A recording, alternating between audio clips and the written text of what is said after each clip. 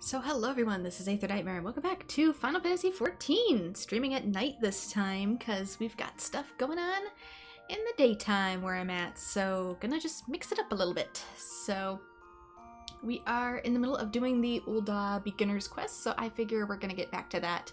I'm gonna finish up some of the Ul'dah beginner quests before I do the main story quest, Call of the Sea. So we aren't gonna go directly back to Limsa yet, we've got some other stuff we still gotta get done first. I might also leave the sensor up in the left-hand corner for a little bit just because in evening towns tend to be a little bit more crowded and therefore we tend to get a bit more of just shenanigery. I'll turn it off for cutscenes, but otherwise, yeah, it's gonna stay on during later streams if I'm in towns. So let's head back out to the steps of Nald. What were we even doing last time? We've got a couple things. Find a merchant who will appraise the vase. That is... I can't tell if it's connected or not. This darn map. Can I... Normally I can click this again and it'll let me see.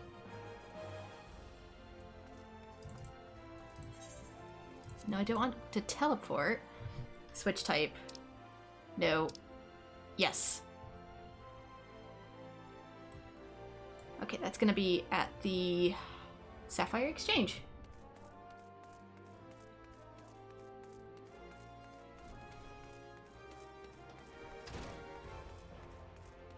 I know there's an event going on too. I've been told it might be a golden saucer thing, and I don't know if I can technically get to the golden saucer at the moment. So, okay, we have been to Sapphire Avenue.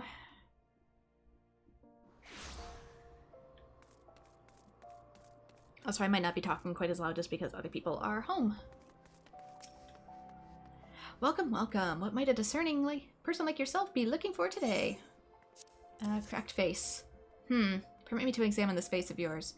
I hope you did not spend too much coin on this trash. A flood of like items brought in by refugees has destroyed what demand once existed. I'd like the feathers on this person's skirt. I'm looking for something very similar to that. Just keep that in mind. I'm helping my friends put together certain aesthetics for later with me, but I don't know what things are called yet, so... I mean, I plan to get them myself, it's just when you don't know what things are called. The markets are fickle. If you lose sight of current trends, you stand to lose everything, as I once did. Market wards once bore my name, until fate and hubris reduced me to this. For your sake, I pray that you do not have to learn this lesson the same way I did.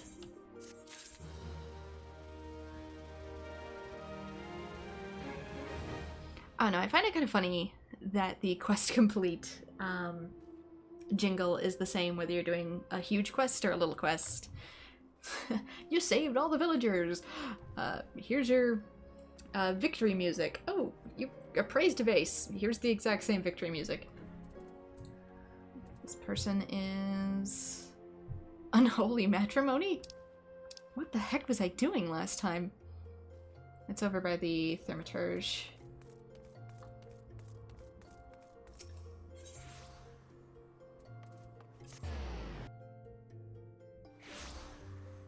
Yeah, I think for jobs other than my main, I'm probably going to do them around the time the credits first initially roll in A Realm Reborn. So to give you an idea without spoilers when I'm going to start getting to those. Just because it'll make it capable for me of doing them all in one go. And I'll do the job quest levels only for A Realm Reborn because Havid's Word is going to be its own thing, and then job quests. I'm Bobo Nima. Congratulations, you found the world's worst husband. That is, if you believe that harpy I have for a wife. She never cooks, she never cleans, and she just gallivants all around spending my hard-earned money. And now, I hear she's speaking ill of me to bloody strangers. Well, if you're hell's bent on meddling in my affairs, you can assist me by taking some of the Frans and the fair flyers and posting them on the walls inside the Colosseum. I've got a long night ahead of me standing out here, so I won't be getting to it anytime soon. When you've finished, go and tell Wolcon at the Gladiators Guild. He should give you something for your trouble. I think I have water in my ears too. I just got out of the shower, so there's like somewhat of a little bit of an echo in my head when I speak. Where am I going? have flyers inside Coliseum. Okay, that's gonna be over this way.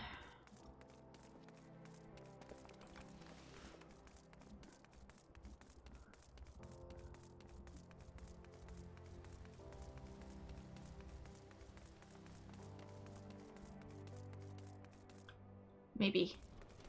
Can I, like... No, I don't think you can double back through the Pugalis Guild. Doggone it.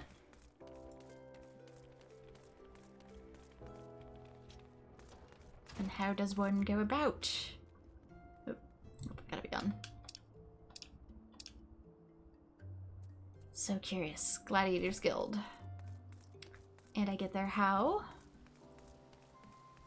I'm seeing way more aura as of late.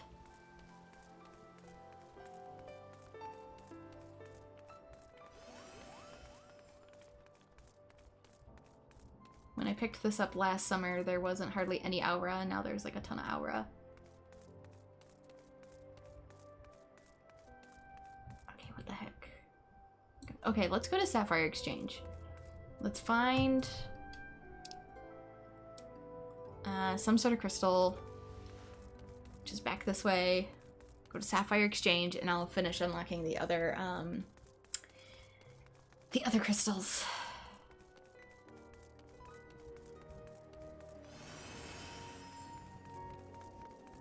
Some dude passed drunk out on the stairs.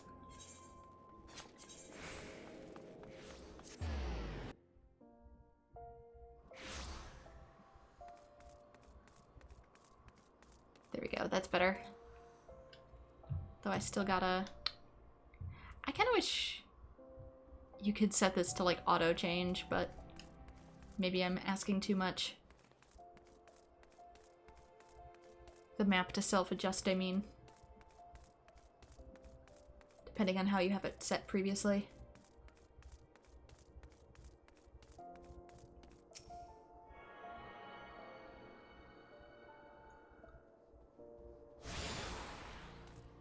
Right, Weaver's Guild. Of course, that also means... Wait a minute. Not you. Of course I know where the Master... Oh my... Gwillinox is? Don't you see these roses on my cheeks and the ever so slight droop in my supple carriage? I've just come from practice. You can stop wondering who the belle of the ball is to be next moon. With Master Gwillinox? What Master Gwillinox taught me, I have no doubt that I'll dazzle the masses. Where can you find him? Well, I oughtn't say, but oh, why not? You should find him at the hustings strip. He said he was headed for the airship landing. That's part of another dancer quest that I did before.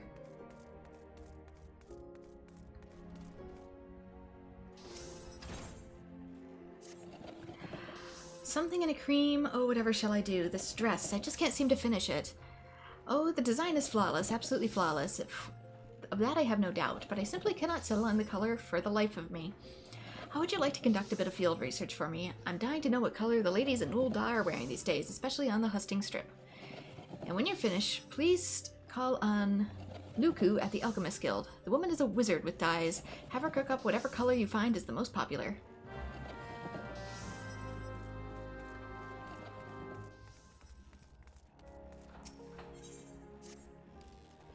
If it's work you seek, the Weaver's Guild welcomes you. Indeed, your timing is impeccable.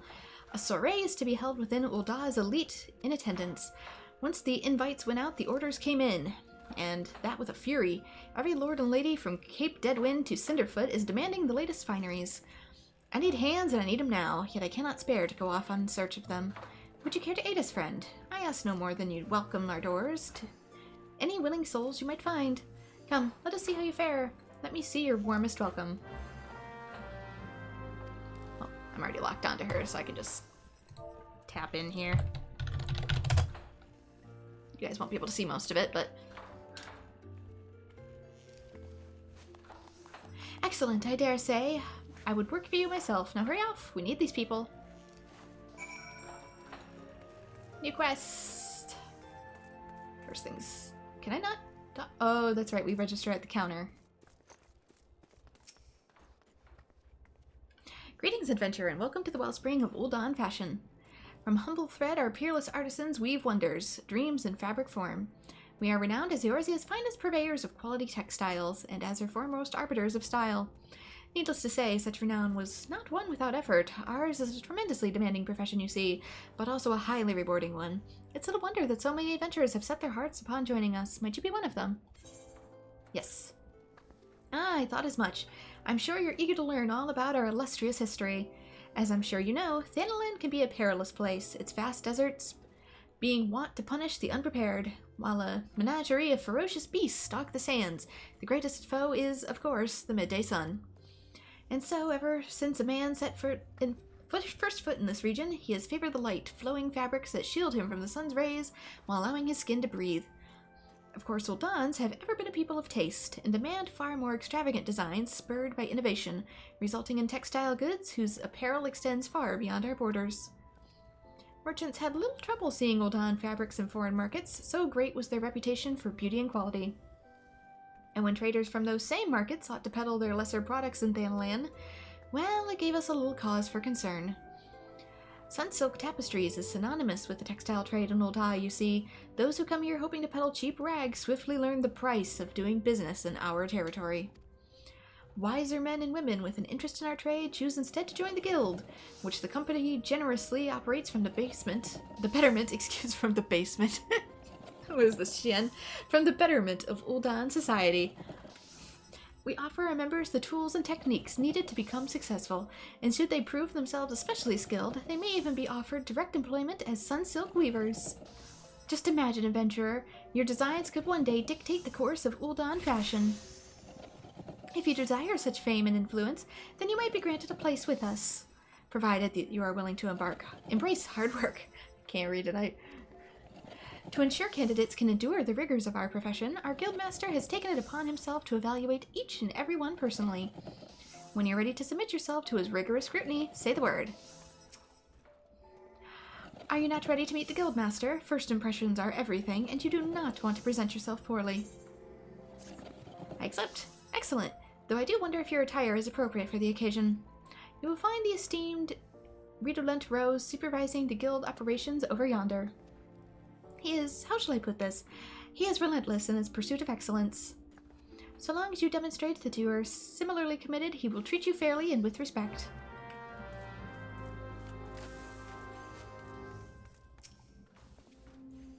I like that he has a cactuar on his loom. What have we here? Another adventurer in search of thrills and excitement? Shall I dance you a merry jig? No? Well, if the fails to please you, I suggest you run along. Perhaps the woman of the Ruby Road Exchange would be more to your liking. Oh, you mean to become a weaver? Then we have something to discuss after all. What, do you just clock them as you see them? I shall be blunt. Weaving is an art, and like all true artists, we must make sacrifices to suffer for our craft. So tell me, adventurer, are you prepared to suffer? Are you prepared to suffer? Yes. Although, this is kind of true. I've been trying to learn, like, how to crochet and stuff, but I'm very bad at it. I can make, like, little, bead animals and stuff with weaving, but I'm not very good at crocheting yet. I used to be able to cross-stitch. I used to cross-stitch quite a bit when I was younger, but I need to bust out the looms for learning how to crochet and knit. I keep intending to do so, and then my winters get crazy busy. So you say, but only time will tell. In any case, you need equipment to get started. This needle should suffice for now. I need not explain what a needle is, I trust. No, although there are different needles for different types of sewing, depending on what you want me to do. Good, then hold it as you would when sewing and show me when you're ready to begin.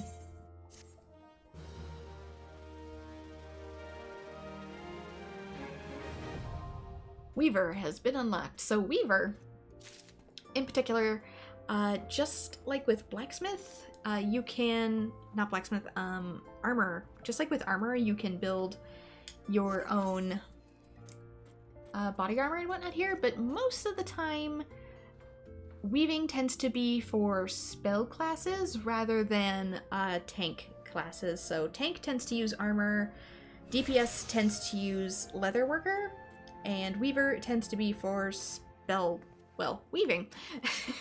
So that might help you choose a profession if you intend to do like only one or two. But let us change our job. Let me go into Alchemist really quick so I don't do an oopsie doodles. Weaver has been registered. There we go. Also, it's unnecessary, but you know, it's nice to have pants.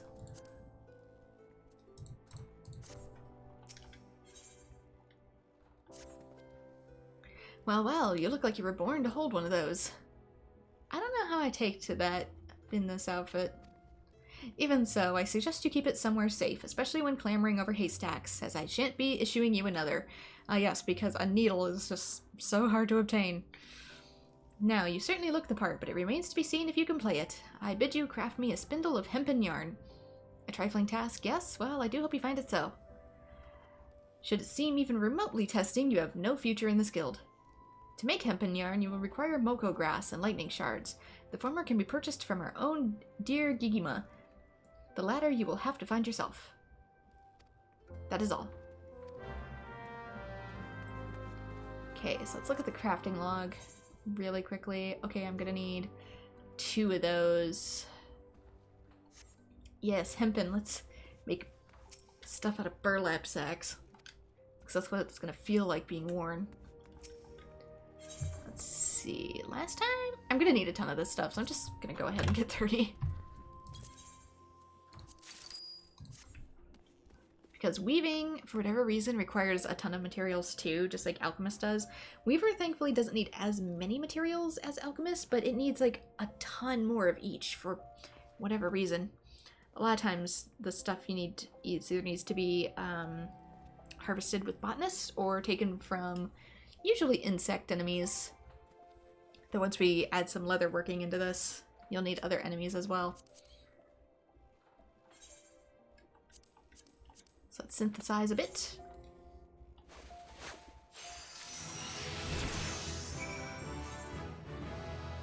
And there goes all my experience bonus.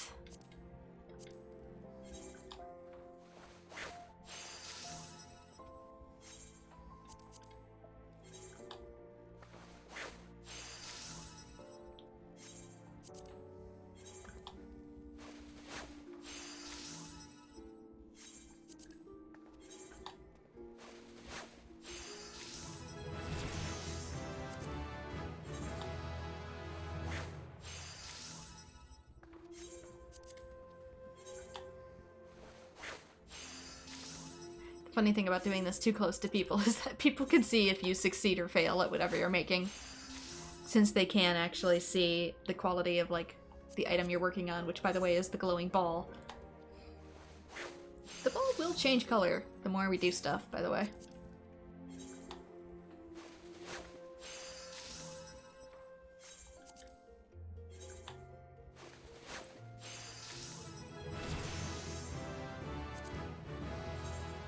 Accept the next class.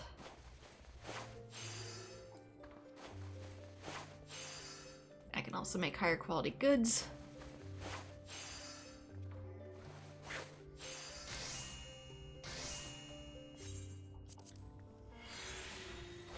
I think too, we can get our retainers after I complete Call of the Sea, I want to say.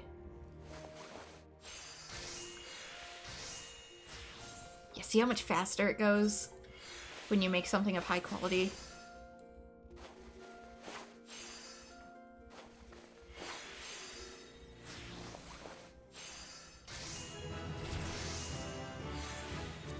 Okay, last one.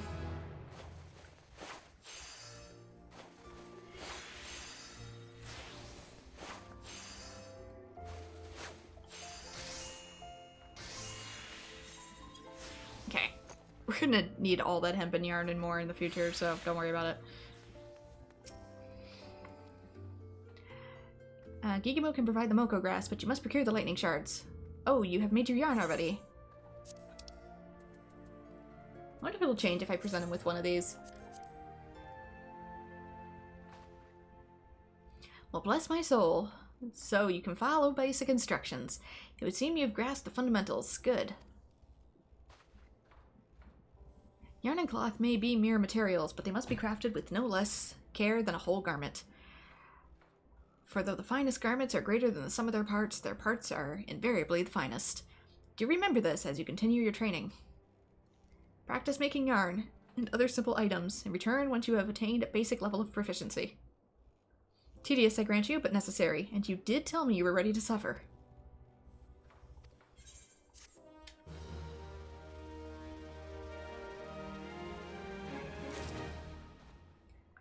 Okay, let us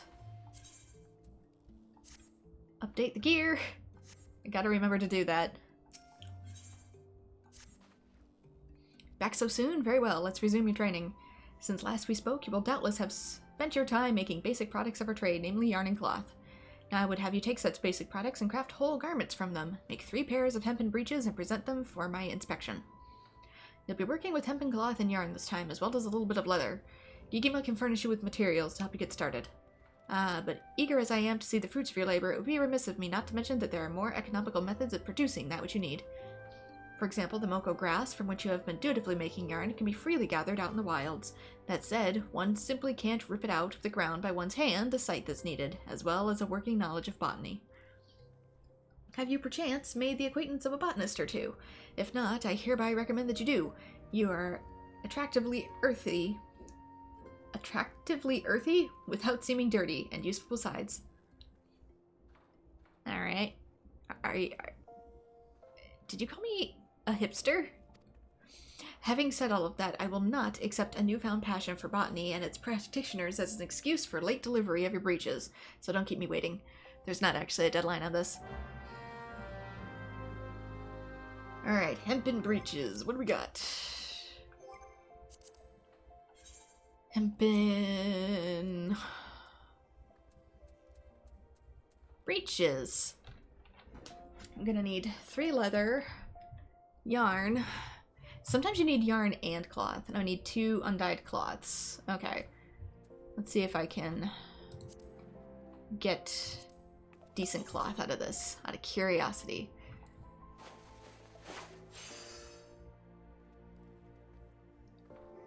I don't know how much I actually do. Shoot. Okay, it's 100. It doesn't matter. 10.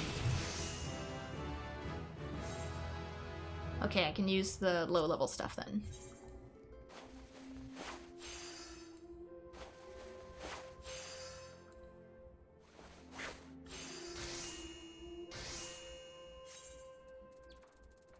Breeches.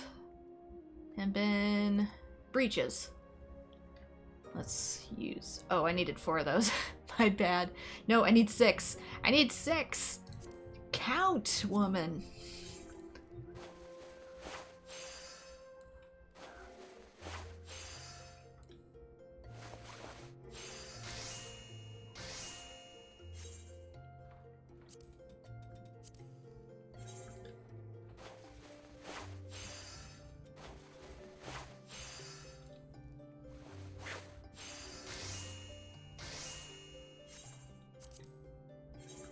This is what I meant with Weaver. There's so many steps to Weaver.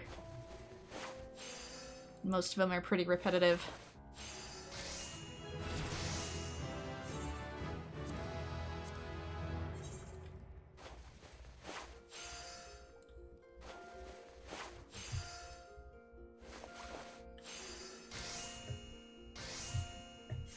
Okay, got 6 of those. By the way, you can see how many you have up here. We have, for hempen yarn, we have 10 regular and 7 good.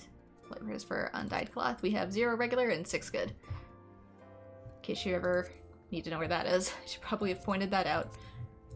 Okay, I'm gonna make it with decent materials, because that has a better chance of success.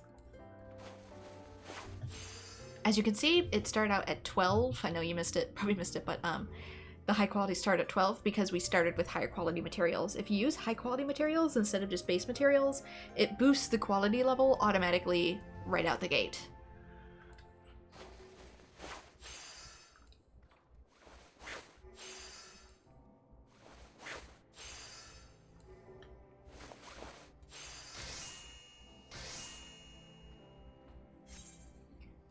So I'll do it again and show it this time. So there you go. You can see it starts at 12. It'd be a little higher if we use the leather as well, but I don't have any high quality leather at the moment, and I might as well use what I got. We're good enough at this point. But you are going to, in the future, need to make all of your materials high quality, so keep that in mind going forward.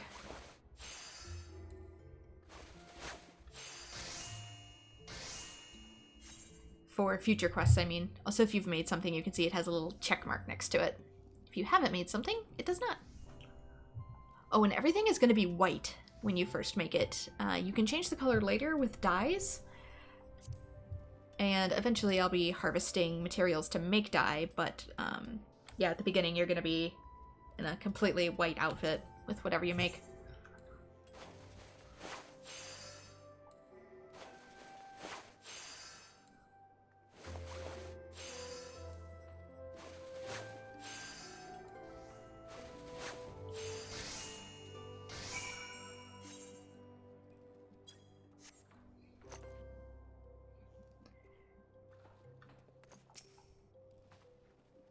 I take it the breeches are ready.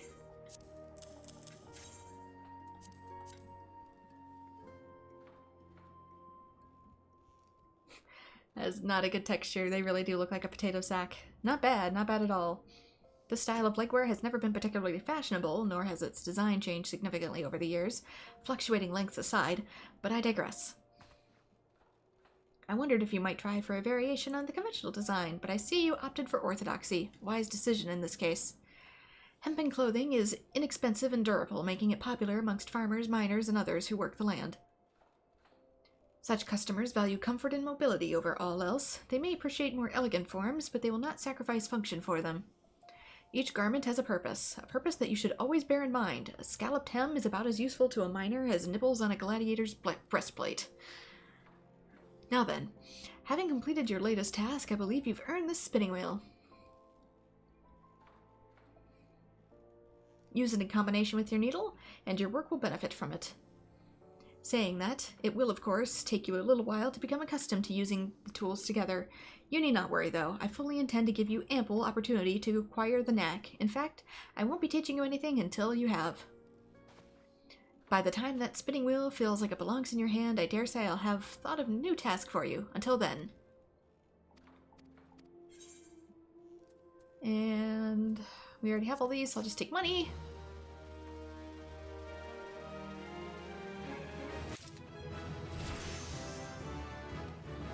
My gosh, we're only one level off. Should I? I might.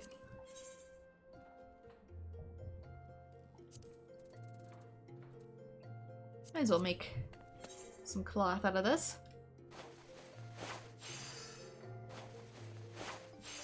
Except I'm being a dumbass again and haven't re-equipped my new stuff. Oh, my gear condition's getting low. Every time you use an action or receive damage or suffer a KO, the gear you have equipped is damaged. When your gear's condition reaches 0%, its functionality drops off severely. Gear condition can be viewed by selecting a character under the character from the main menu. The vertical bar situated next to each gear icon indicates approximate condition. An exact percentage can be viewed in the item's help text by mousing over the icon. NPCs conducting item repair are indicated on your map and minimap by a hammer icon. For a small fee, they will restore an item's condition to 100%. I think you can also learn to do it as your own character, but, yeah, if we go over to this, for example, oops. Let's keep that, oh, you'll just have to look for yourself. It says the condition is 89%, so once condition starts to get low or hits 0, see how this is 69, 47, my leggings are in need of repair. It was probably an earring or something. Yeah, it was, one of my rings. But I really don't even need to be wearing these, but every time I change, I auto set my character, it auto equips or whatever. Basically, if it reaches too low, whatever stat bonuses that this piece of gear provided me is going to go bye-bye until I get it repaired, even if it's still equipped. I don't really know what purpose, excuse me, I don't really know what purpose this provides in the context of a game like this, but it exists, so keep it in mind. Recommended gear. Oh god, it's yellow. Is there any other color? Craftsmanship. What does it say it is? 27 and 11. Can we sort this, please? Thank you. 18.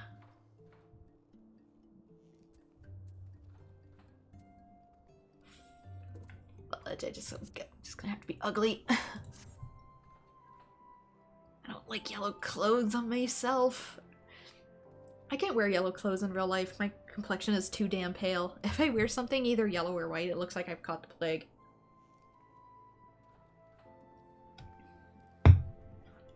Fun fact, one of the reasons I made my MC's character's hair white, by the way, wasn't just to be anime edgy style, it was so it doesn't clash with any of the outfit colors that I choose. It allows me a greater assortment of color and variety into the outfits because white is the neutral color.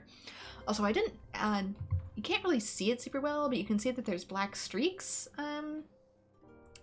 in the hair. I did this to add a feathering effect, but also the original design idea was that the tips are singed. I'll let you figure out why that might be in your own head, because I'm not telling you yet. There's a reason. I'm not gonna give it to you. Right, I was making stuff. It's a one-track mind, I swear to God.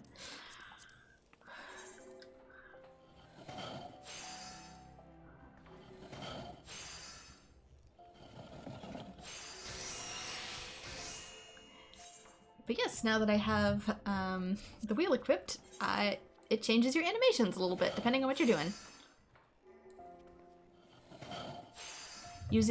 Making base materials will cause me to use the wheel, and making actual outfits will cause me to use the loom.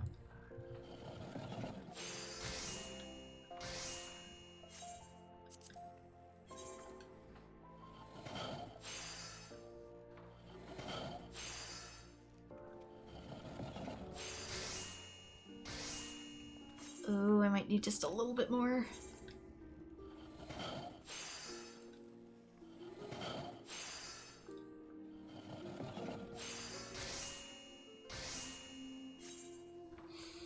How petty am I? It's a cowl. Gathering.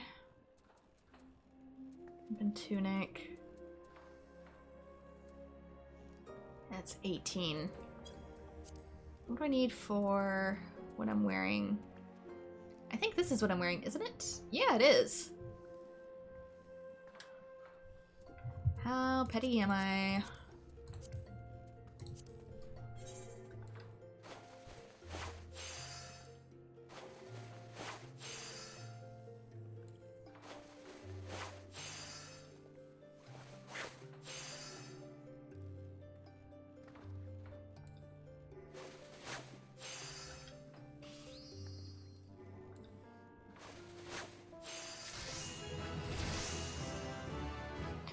How petty am I? I'm this petty.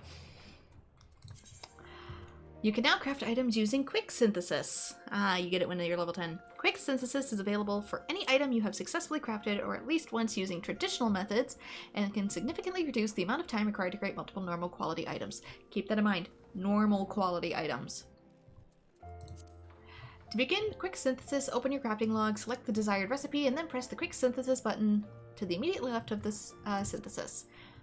As a quick synthesis only focuses on completing the recipe as fast as possible, it's difficult to produce high-quality items.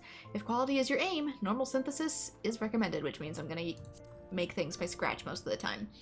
Quick synthesis is fine if you want just a bunch of items and you don't really care too much for the quality. Usually if you're going to sell whatever it is on the marketplace, but even then I highly recommend just using regular synthesis, unless you're going to be doing like a 99 of something. You don't care how many is good quality versus normal quality. You can still occasionally get something that's good quality, but it's like a 10 to 20% chance. So let's do something else really quick. So let's go into inventory. As you can see, here is our outfit that we made. Despite being the exact same outfit, it actually has slightly better stats. Fancy that. So let's right click this and place in armory chest. This is now in our armory chest, so if we go into here, you can see it has a little bit of a glow to it because it's special. I probably should actually equip this. Character, there we go, like this. And once we equip it, it's soul-bound to us, so keep that in mind. And it's grayish-white, but you know what? I am fine with that. I like it better than the yellow. Appears perturbed and in need of assistance. Ah, you'll do. Make a dozen bolts of undyed hempen cloth as fast as you can. Note that the palpable sense of urgency. Time is of the essence. Seriously. Bolts of undyed hempen cloth. I have 2 of 12. Sir? Alright, I guess I need to buy 20 things. 20 Moko grasses, right? No. I need...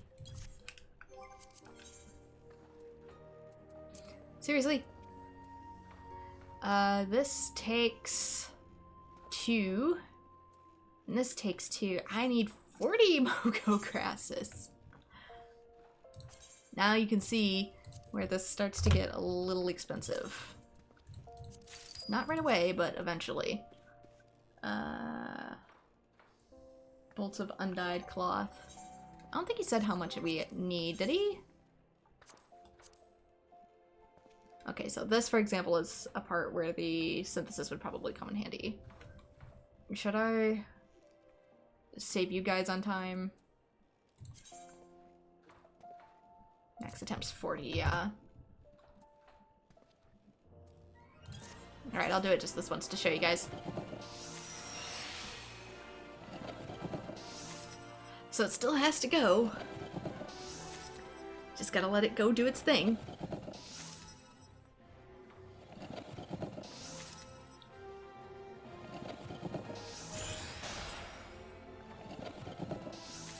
Oop, that flash you saw too is, I think, something spirit bonded to me.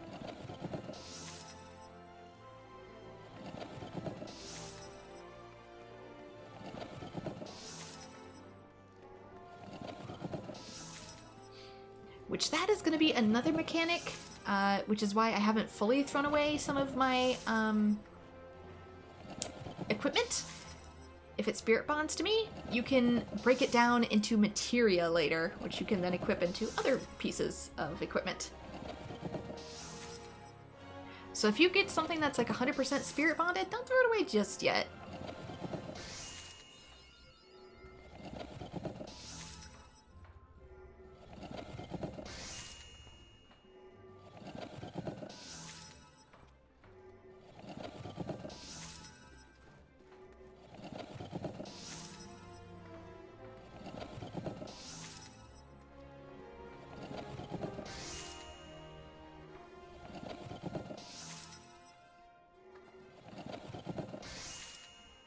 Yeah, I'm gonna do this on quick synthesis because there's no way I'm spending all night on this.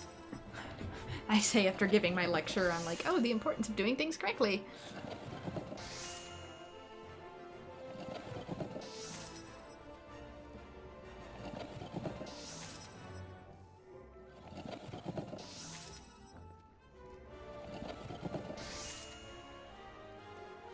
I just don't want you guys to have to sit here all night.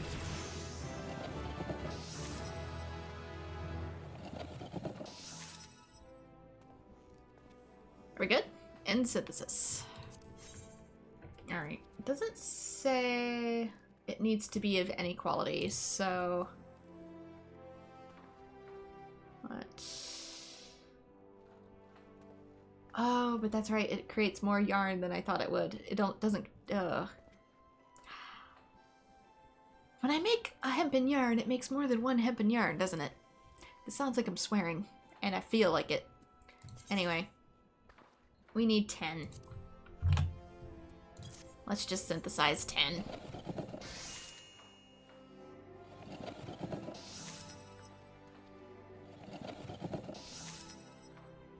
Oh no, I need it to be good, doesn't it? It's not moving.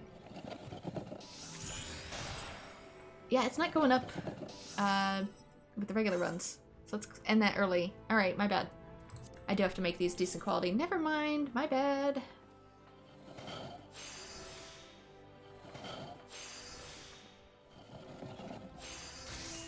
I just go through Gridania and they tell me about not wasting materials, and then I go and waste a whole bunch of materials.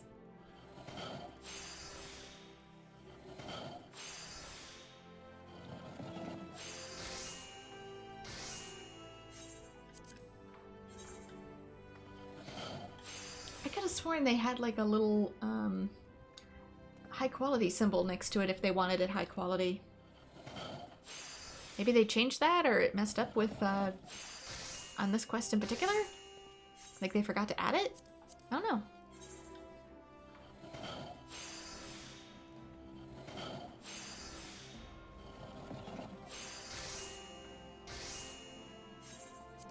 You get so much more experience too doing it high quality. Like I was getting 100 before.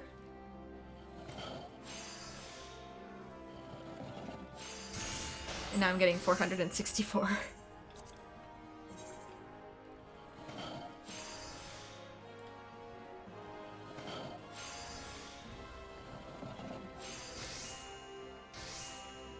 Okay, 2 more.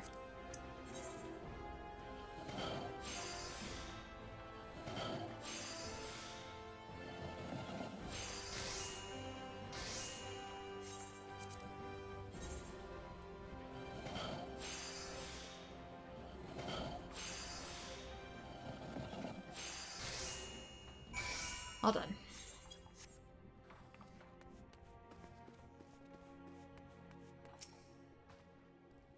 We urgently need that cloth. Well, here you go. It has the option to hand in the other stuff, but it was only increasing if I gave him the good stiff. So I guess take the good stiff. Praise Nymea for bringing you here when she did. There wasn't time to explain before, but Sunsilk Tapestries has the honor of supplying the immortal flames. Noble patrons, to be sure, but ones whose needs can be rather difficult to predict. On this particular occasion, the detachment of ale-soaked adventurers about the Foreign Brigade thought the Silver Bazaar an appropriate location for a bout of fisticuffs, resulting in a pressing need for bandages. Ordinarily, we would not accept such a large commission on such short notice. But the Foreign Brigade is a favor of her grace. It would not do to let the troublemakers suffer, even if they did bring it upon themselves. And so your lovingly woven fabric will soon be wrapped around the cracked heads, gashed knees, and split knuckles of said ruffians. You know, if I knew that was going to happen, I would have done so in a more sterile environment instead of on the dirty floor. Still, your time hasn't been entirely wasted. I dare say you can now weave hempen cloth in your sleep, which is a handy talent to have, given the fabric's many uses. You've made progress, in short. In fact, I do believe you're ready to undertake commissions. I referred to the kind of work doled out by Eustace at the Quicksand, of course. It'll be where yet before you can be entrusted with anything barring the Sunsilk name. But should you continue to improve at the rate you've been, that glorious day may not be so very far off. Ooh, I get to actually pick something else. Control 12, Control 12. I'm already wearing something better. These are both the same.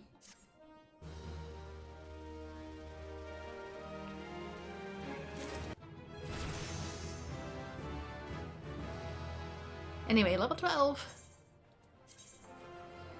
I can also change my needle. And, oh god, there's... This is hideous. They look like something you'd wear to wash the dishes.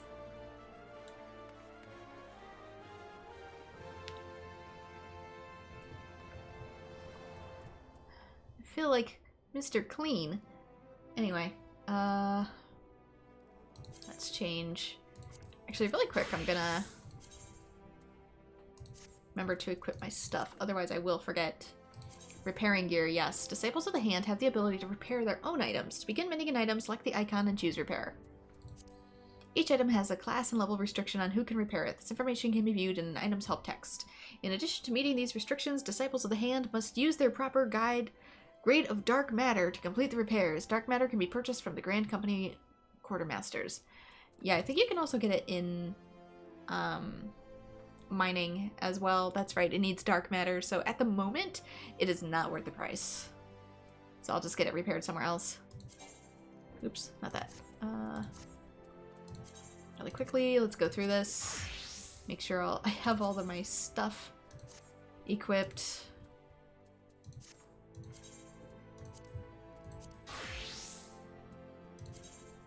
Yeah, I'm missing a few things on some of these.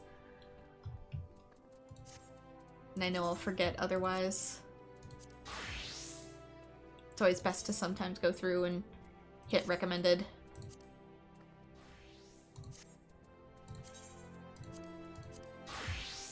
Like, I don't have my knife equipped on my culinarian.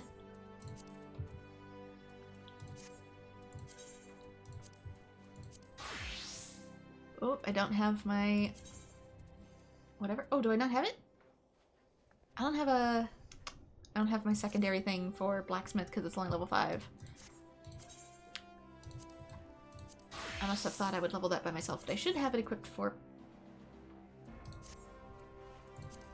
armor. Maybe not. Maybe I didn't get it yet. There's a thing we get for these too, but I don't have it.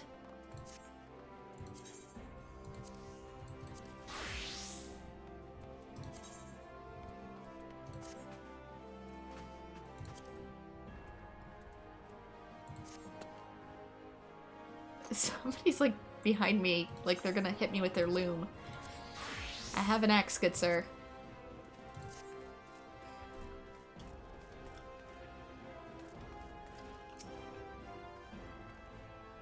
We Ul'dahs have a weakness for fashion. Why, just looking at me, I've taken the trouble to match up my wrap of hair. Ravishing, no?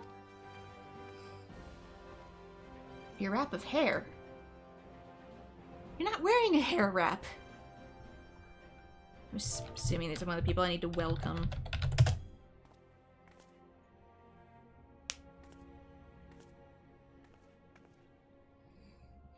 Work at the Weavers Guild? I'd be lying if I said I weren't interested. To whom might I further inquire? Gods, I can hardly contain myself thinking of the new dresses that'll be at the party. What were that I invited?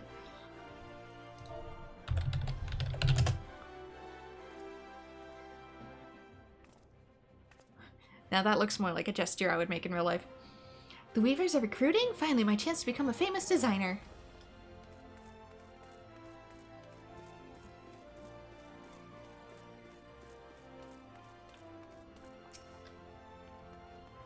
Are you looking for a model? Oh, you naughty person. Flattery will get you everywhere.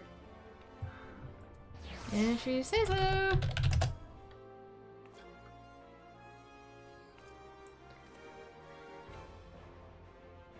I appreciate the offer, but I must refuse. I'm all thumbs when it comes to stitching and whatnot. I mean, we have thimbles. Fancy my garb, do you? And well, you should. It's the latest rage. Actually, I want to see what this looks like from the front.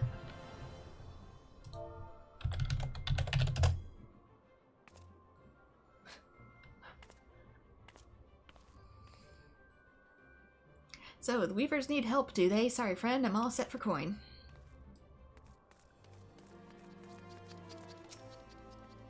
What? What do you want? I've no time for your shenanigans. You're getting in my bloody way. Now piss off.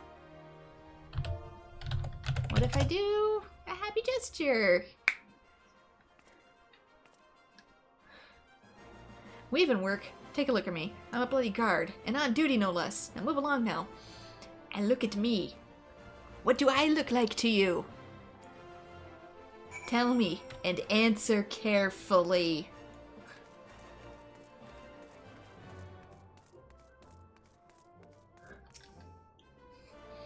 The most popular color of late? Well, all colors have their merits, of course, but if I'm pressed, I'd have to say red.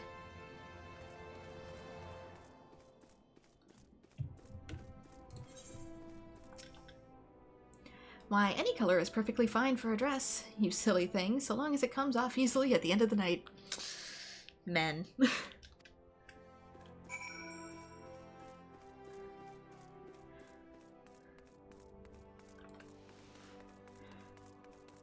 Sir, please keep your thirst in check.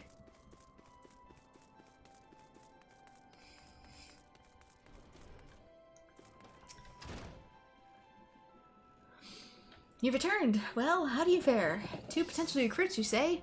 Welcome news. I only hope their zeal for fashion will show in their efforts to the guild. What we do here may seem like silk and satin to be sure, but the work within these walls is far from easy. And that, I suppose, our trade is not unlike any other. Yeah, homie has no riz. Homie thinks he has riz, homie has no riz. I have this one unlocked, right? Yeah, okay.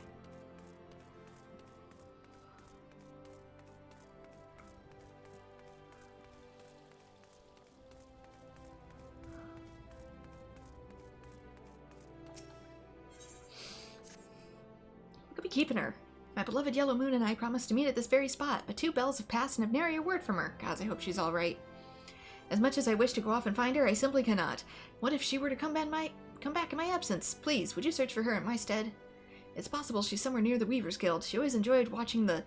By the gods! Do you think she's left me for someone more dapper? I try not to look like a bumpkin, but I've no mind for fashion.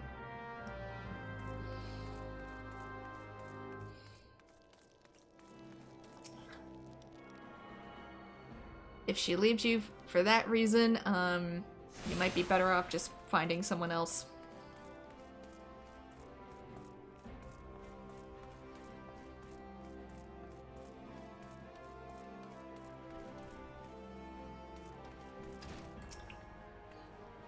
Well met, adventurer. You stand with the Miners Guild, the place where seekers of the realm's mineral wealth gather. With pickaxe and sledgehammer, we miners work rock and earth so that they might yield us ores, fossils, and precious stones and more. If you have a mind to join our ranks, you'll be pleased to know that we are currently recruiting. Great riches await those with strong backs and keen eyes. 2 things I lack in real life, but oh well. A decision you will not regret. You have just taken your first step towards striking it rich. To look at the lands around Ul'dah, one would be forgiven to think that the region barren of opportunity. But beneath the surface, the scene could not be more different.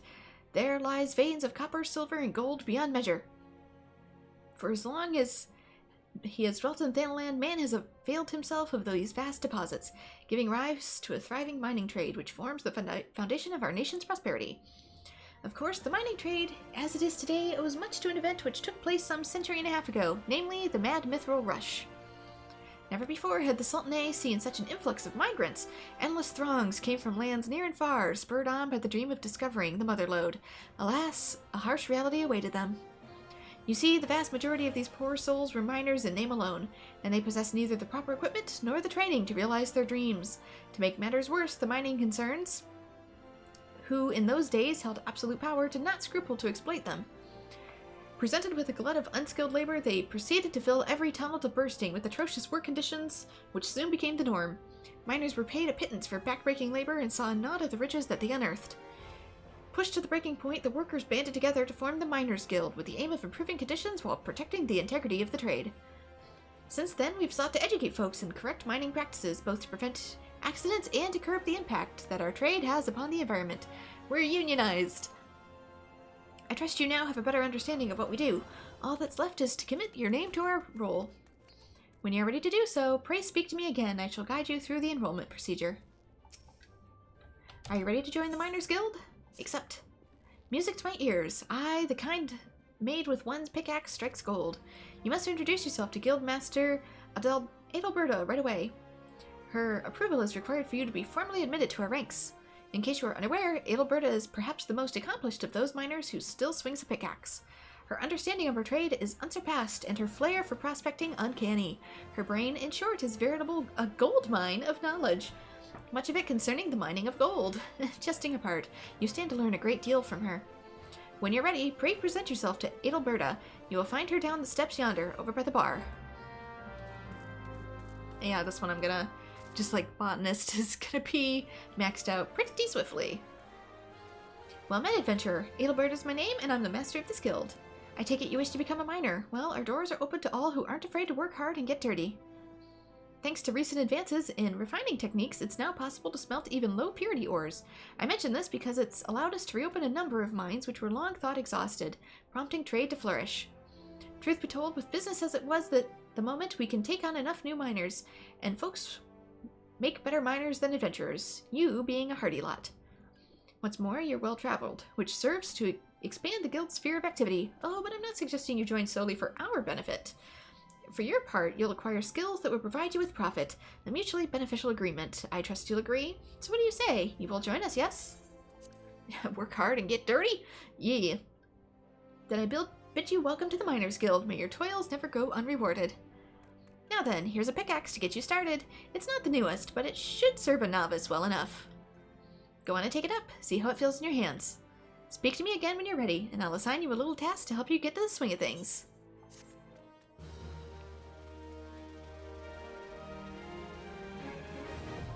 Miner has been unlocked.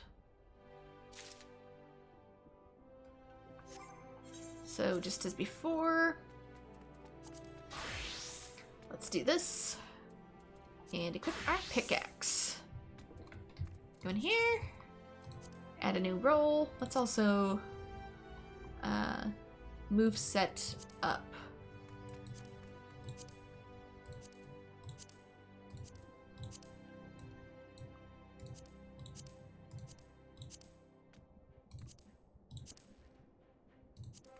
There we go. I want this higher since I'm going to be doing it a lot.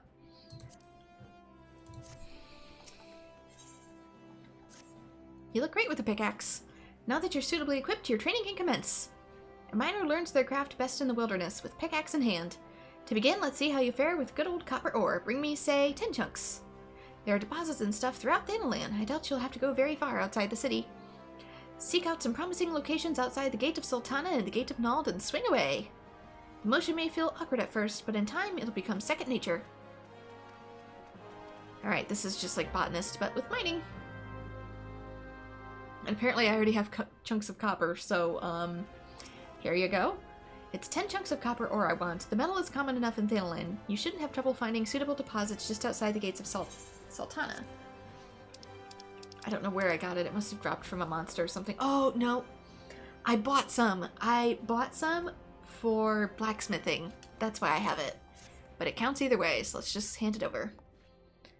It'll make mining everything else easier anyway. Let's see here. 10 chunks, just as I ordered. Well done. Tell me, is being a miner like you imagined? Harder than expected, is it? All new recruits say as much, despite the fact I haven't swung the bloody thing once. It takes a combination of knowledge, experience, and instinct to know where to dig, yet it is ultimately backbreaking labor that yields you your prize. Make no mistake, mining is grueling work, and you'll be dog-tired most of your waking hours, but tell me, did you not feel invigorated each time your pickaxe struck home? Did you not experience a thrill of triumph when the earth finally yielded up that prize? That is what we miners live for. I did collect a lot of rocks as a kid. You may be ripe to collapse, your face caked in weak old dirt, but the promise of discovery drives you on, and the instant you find that which you have long sought, in that sparkling instant you feel like a god among men. You've made a fine start, and I would see you maintain your efforts. Practice swinging your pickaxe till your arms have learned the motion. Then, return here. I'll have another little task for you.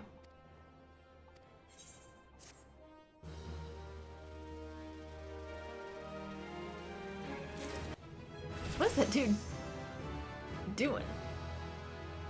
Yeah, what's with all the aura? They're suddenly everywhere. Did somebody's, like, fan art get super popular and all of a sudden everybody has one now?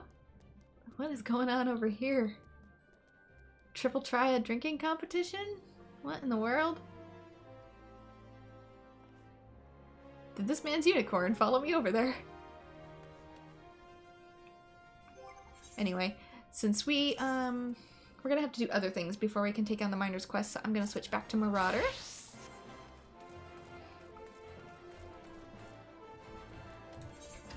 Since I still need to get it up to level 5, and the only way to do that is to work at it. So I will actually need to go mining eventually. So we're missing the Goldsmith's Guild and the Gladiators Guild, which should be further along here. This one's going to be Goldsmiths that I'm coming up on.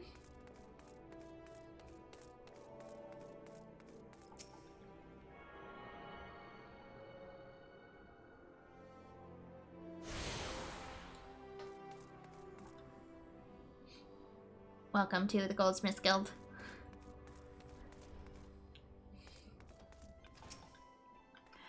Good day to you, adventurer, and welcome to the Goldsmiths Guild. Have you come to observe our artisans at work?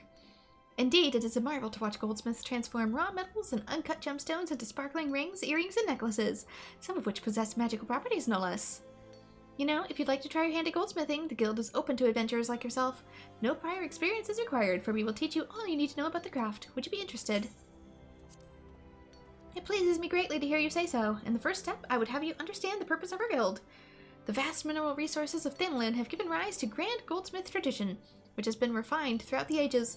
Our techniques are renowned across the realm, our creations held in the highest regard. However, we of Esthamine's lapidaries, the premier source for Ul'dah jewelry, we're not content to rest on our laurels. Seeking to advance our craft, we turned our eyes to the east, the only place in the known world whose goldsmithing was said to rival our own. We built the finest facilities to beckon their masters hither, and blended their foreign techniques with ours. Our guild quickly became the center of Eorzean goldsmithing. And here you shall benefit from the refined wisdom of countless veteran craftsmen. You will learn to see the potential in your materials and shape them to your will. These are essential skills, for a goldsmith must hone his eyes to identify and appraise all manner of materials, and when needs be, recognize imitations for what they are. You know, that quest I just finished. It is even said that a master goldsmith can ascertain the authenticity of a man himself.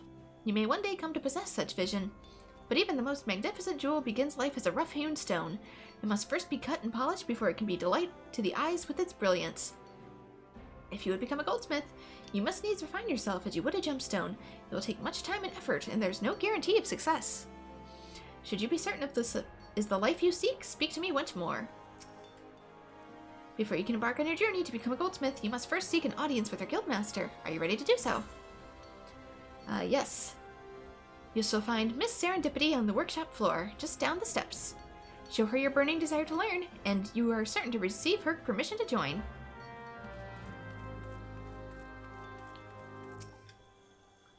Stop right there, you little troublemaker. People are working here. Oh, pardon me, I had you mistaken for a mammoth. For a moment there, let's start over, shall we? What brings you here today, adventurer? Do you perchance have aspirations to become a goldsmith? And a mammoth, by the way, is that little machine that was out at the entrance. Really? That's great. Welcome, welcome. I'm Serendipity, but you can call me Sarah. Or is that too informal? Sorry, I'm still unaccustomed to this whole guildmaster business. Ah, right. What did you say your name was again? Adrian? Oh, right. It's Pren. Well then, work hard, and one day your creations may line the shelves with Estamine's aesthetics. Trust in yourself, and you can achieve anything. That was sufficiently inspiring, I trust. Good. Next order of business, here is your new chaser hammer. Well, I say new, but it's actually a bit weathered. Never you mind that. Just show me that you know how to hold it so we can get started. I've made a little bit of jewelry before. Goldsmith unlocked. So you can make accessories at the goldsmith. So, earrings, necklaces, wrists, and rings. As well as some components that are going to be necessary in other parts of armor building to accessorize either leatherwork or tank armor. So let's go in, do the thing. Start out with one, equip our newest hammer.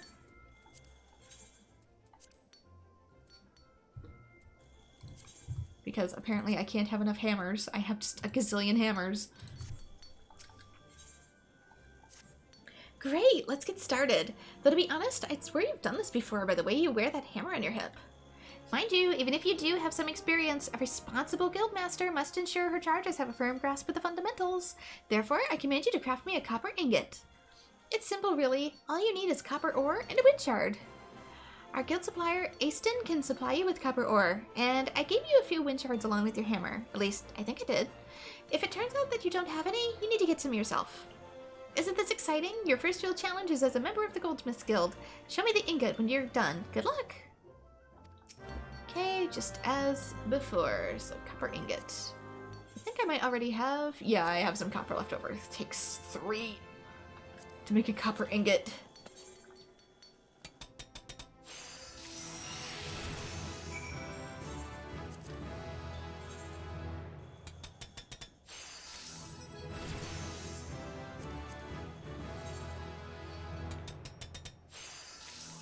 Okay, by the looks of things too, We can also make pugilist weapons. Thermaturge weapons, either shorthand or dual hand. I forget if we can make anything else. I don't know. Like I said, different classes are going to have different things. So you can also make weapons for Thermaturge here, whereas with Carpenter, you can make White Mage weapons. Or Conjurer. Copper ore. How many we got? We got 2. Alright, let's just get 30. Nice even number. Say goodbye to your gill.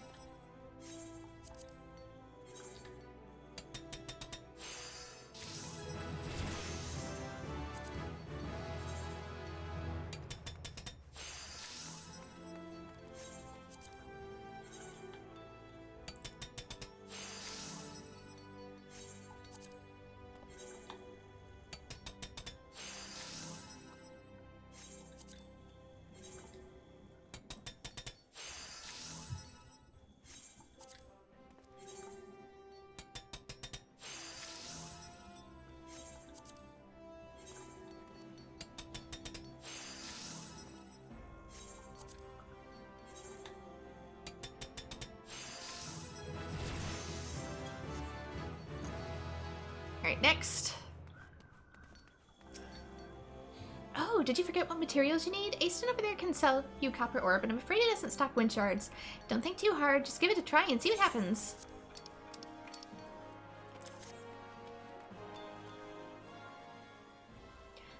You know, I think this is quite... Neat. Utter garbage. The worst. Not even fit for making a chamber pot. Quiet, Gigi. I'm the guildmaster. I get to decide what is fit for a chamber pot. Thanks for that. That really boosts my confidence. Please excuse me. He gets a bit overzealous at times. Gigi is my assistant, but he has a habit of butting in with his opinions. Most mammoths are rather simple, capable of no more than rudimentary speech. They can be relied on for menial tasks, but little else. Gigi, on the other hand, is quite intelligent and quite stubborn, I might add. I suspect that's due to his age. He's been with the guild for an eternity, ever since attending each guildmaster, but recently he's coming and going as he pleases. Kneel before Gigi, the one true guild master. Respect my authority, ignorant mortal, or suffer my wrath. It's like this every day. I'm afraid the experience he's accumulated over a century of assisting guildmasters has made him arrogant. It's quite intimidating, really. I may be the guildmaster, but he's like a walking, talking archive of all knowledge to do with our craft. Oh, I completely forgot about your ingot. Sorry. As I was about to say, I think this is very good. Very good for a beginner. It's reasonably pure and well-formed. I dare say you got a knack for this. Well, now all you need is practice. So keep practicing with your hammer and come back here when you've gotten more comfortable using it. Bugger off, greenhorn. I kind of love him though.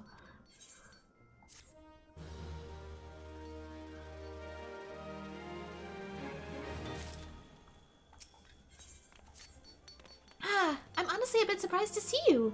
Most newcomers find Gigi's evaluations so harsh that we never hear from them again. I'm so glad to hear that you didn't take him seriously when he said your copper wasn't fit for a chamber pot. I mean, really, it doesn't even make sense. You can make a chamber pot out of anything. Anyway, I hope you've been working hard because your next task won't be nearly as easy as the last. Listen, I want you to make 3 copper gorgets. For this, you'll need copper ingots, which you very conveniently learned to make last time. Now, I directed you to purchase ore from Easton before, but there are other ways to obtain it.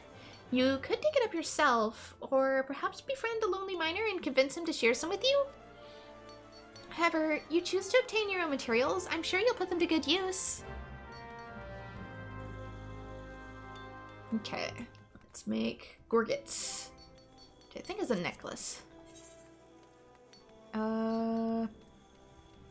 Copper choker. Whetstone. Earrings, ring, bone ring, needle, necklace, ramhorn staff, copper choker. Copper gorgets. Ramhorn claws, copper sector. Ingot brand rings, bone staff. Ah, right here. I need leather. That's what she was trying to tell me. Alright, let's see if I can make some higher quality.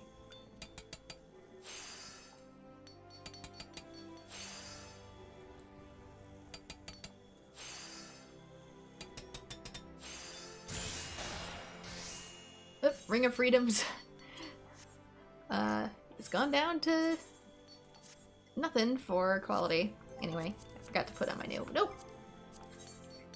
We need how many? We need 6. Okay.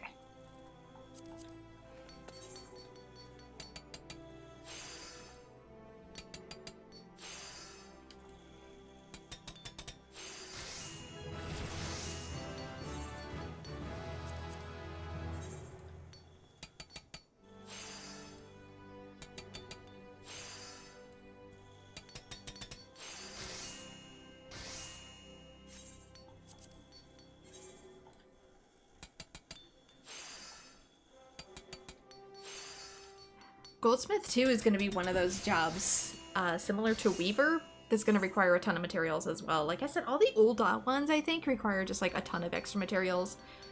Stuff in here, too, like you notice, this takes bone chips, marbled eyes. It seems like you'll encounter a ton of these out on the field, but you'll really only need, like, a small handful of any of these things. So Goldsmith is just going to take up a crap ton of my inventory.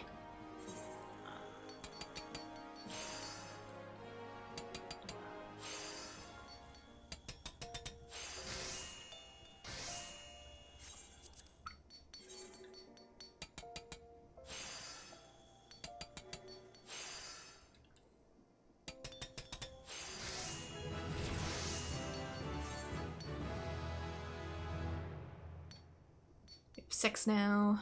Let's go to gorgets. Let's use higher quality ones.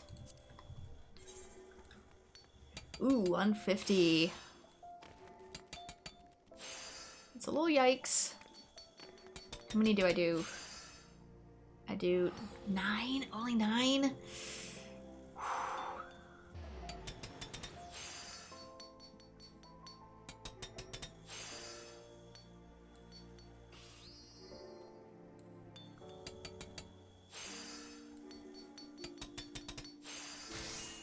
I need better tools.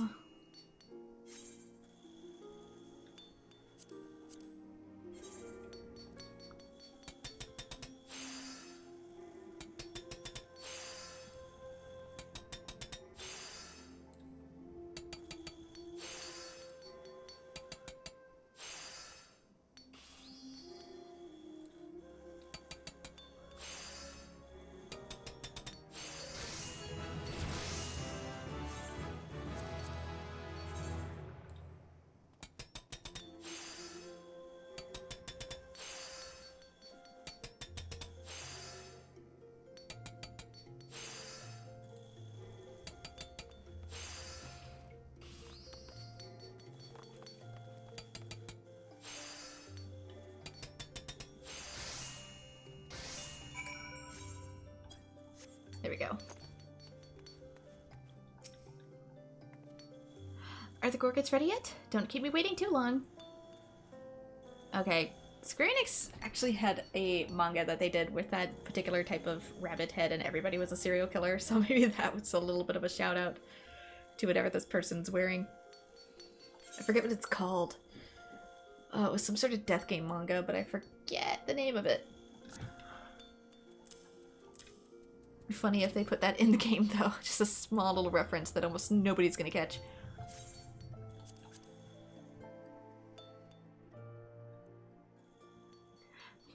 Well, in my opinion... Neat. Gorgets. Your gorgets are gorgeous, Greenhorn. Oh, wait. I meant grotesque. Ungodly. An affront to the gods themselves. For shame. I beg your pardon. I'm afraid that constructive criticism isn't one of Gigi's strong points. But where was I? Ah, yes, your Gorgons are well made, strong and functional. And that's the least they should be, as they're meant to protect one's throat. When it comes to basic pieces like these, we don't have much creative freedom. Still, this doesn't mean we shouldn't put in less effort, especially since the techniques used to craft simple accessories are the same ones used to craft elaborate ones. Now then, you've learned how to handle your hammer, but there's another tool I'd like you to get acquainted with. With this grinding wheel, you'll find it easier to add the finishing touches with your craft. Try using it and see what I mean. Keep your nose to that grinding wheel, and you'll be ready for your next challenge in no time at all.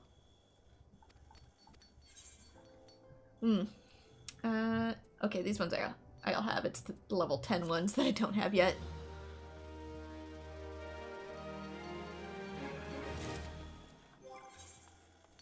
Alright, and equip. Save. And back to business.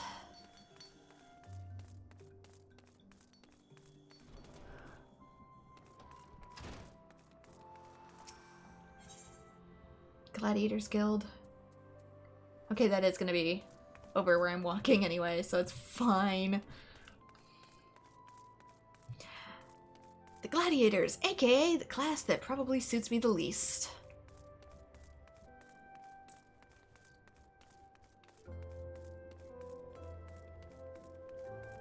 Holy Knights and I tend not to always get on the best of terms.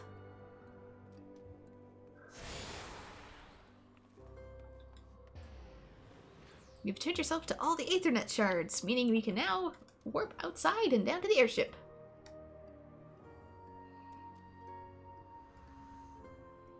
Please let me move. Thank you. Exposed wall? What in the world? It wants me to stick a flyer up.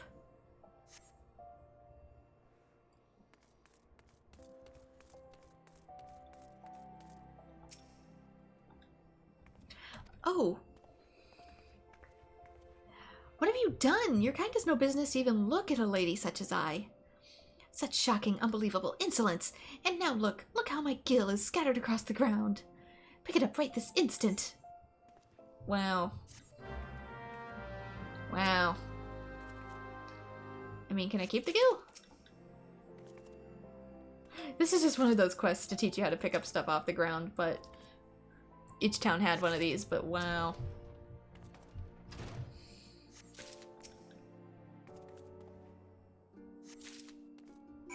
I love the connotation that she freaked out so much that she just threw money in the air. My gill now, and there better be not missing. Trust me, I have 16,000 of my own gill. I don't need yours. This appears to be everything. What are you staring at? Are you expecting some kind of reward? The insolence. As she pays me.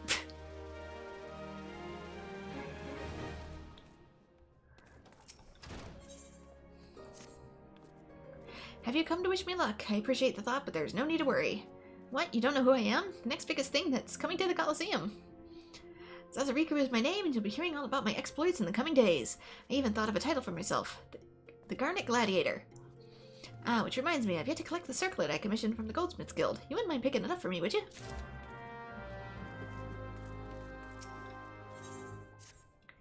Carrie Gerard's here looking for work, huh? Well, you're in luck. It just so happens that I've a deed what needs doing.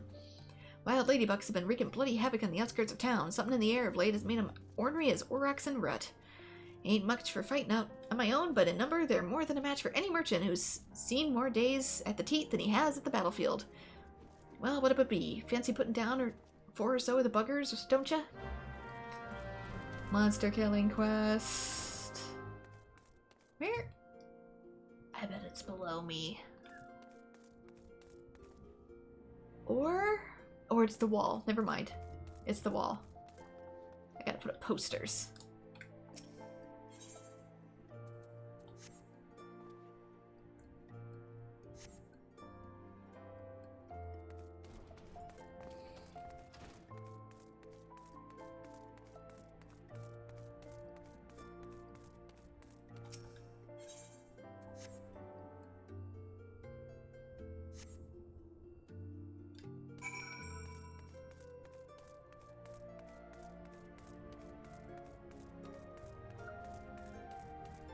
Okay, completed something around here. You helping Bono Nima? Well, ain't that charitable of you. Franz has gotten pretty popular of late, and his fans keep stealing the flyers and taking them home as souvenirs. Ah, so you met Bonima's wife. Now I understand. Sorry to hear you got caught all up in all that. If you ask me, they're made for one another. Not that it's my place to judge, mind. Any road, we appreciate your help.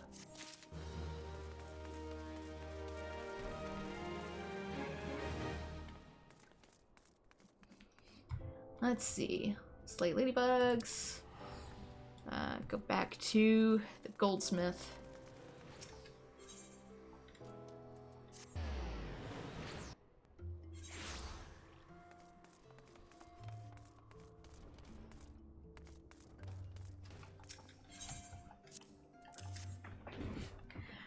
Zazariku circlet? Just a moment. Oh dear, this is so embarrassing. I'm afraid that crafting the circlet to Zazariku's exact specifications has proven somewhat difficult. We ran out of garnets halfway through our work and we're still waiting on the next shipment. I'd hate to impose, but would you explain the situation to the Crooked Haft at the Miners Guild? My records indicate that he was supposed to deliver the gemstones yesterday. Mayhap has slipped his mind.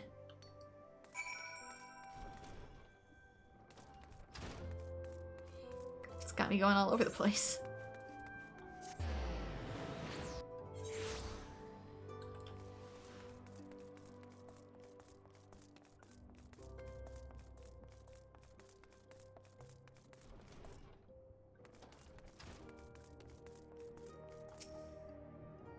I have a mind to drain a pint, so hurry up and speak your business. She wants how many bloody garnets? 7 hells. They don't grow on trees. But more than that, this lad what fancies himself next Franz the Fair ought to worry less about style and more about swordplay. Any road, I'll do my part to ensure the little bastard gets bedecked in all the goddamn garnets he can afford. And if he dies in this first fight, well, at least he'll leave a pretty corpse.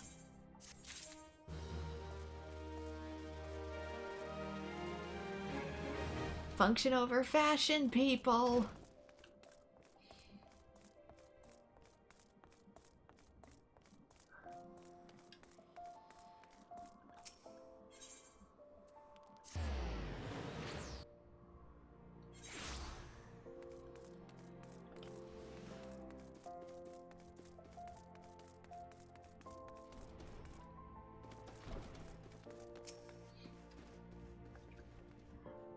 Beer got me good. Just look at me. The hair, the outfit, they don't match at all. I look atrocious. What was I thinking? Oh, I can't let Bitter Snow see me like this. Maybe the last tunic was best after all. Oh no, perhaps the blue. Bitter Snow is waiting for me, but I haven't anything to wear.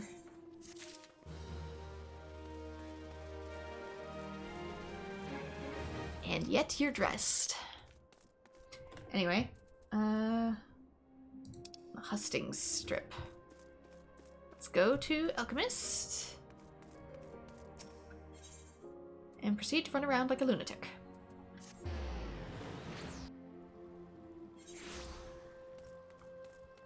Asking about colors. Red ever and always. This is Ul'dah, my dear, where the sun beats on your back with fiery fists and the sins and sands are hot and unforgiving and everywhere all at once. We Ul'dahans live for our passions, and our lust for life is surpassed only by our lust for lust.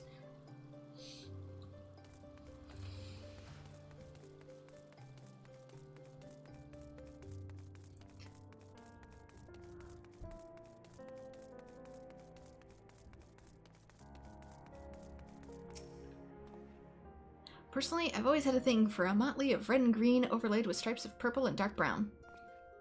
That is oddly specific.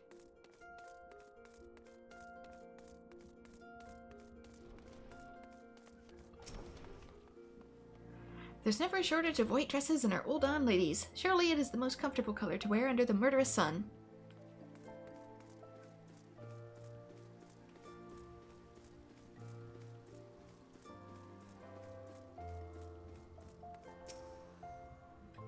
Yellow. What fairer color than that, than the name of the fairest maiden? Yellow Moon. Oh, Yellow Moon, how my heart pines for you. Wasn't she, like, not interested in wearing yellow, though? Best color for a dress? Well, you know what they say. Once you go black, you never go back. Really? It's 2023, man. Nobody slapped me for reading that.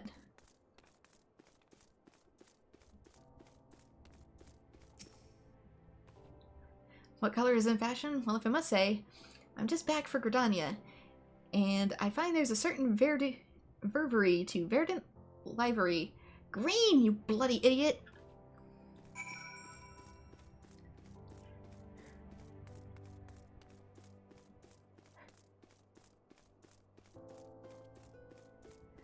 Trust me, we're gonna meet someone who talks way worse than him. I assure you. Report to the Alchemist Guild, which is right here.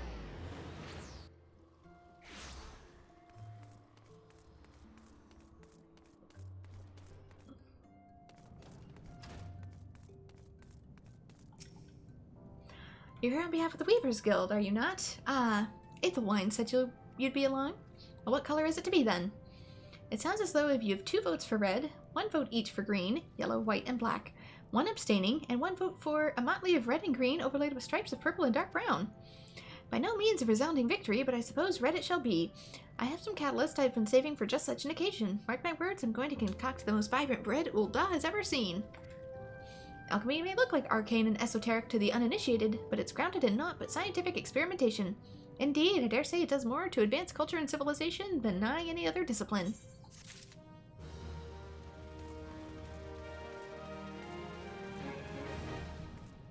Alright. I was working on Pots and Maple Sap, but that's back in Gridania.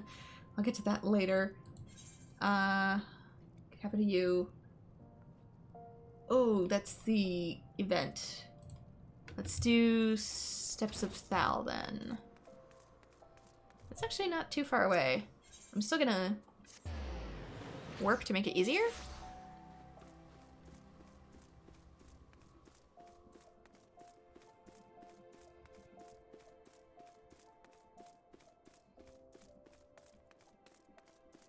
What does it have me look about for here? Lord of the Dance. There we go. Are you another one of Master Gillinox's camp followers? So cute. You know he's from Korthus, don't you? Travels the world teaching the art of the dance. They say he was the youngest dancing master ever to leap the lance. That he has a large estate, a fine stable, and a coat of crowned sable. Why anyone would leave all that is beyond me. When I think about it, it gives me shivers, you know.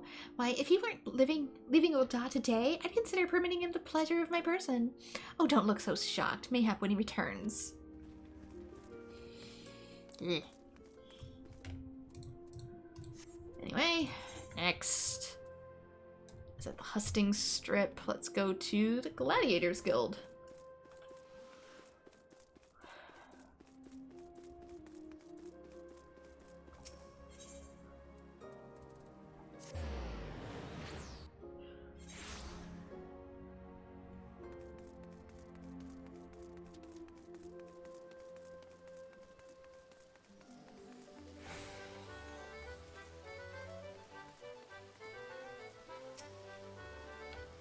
Master Gillinox? Oh, it's lovely what he teaches, but straight as the gate, my good lady, he's very choosy about whom he teaches.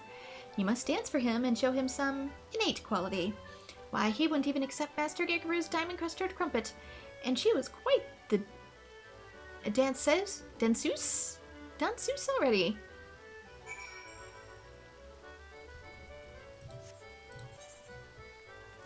Oh my god, I was just there.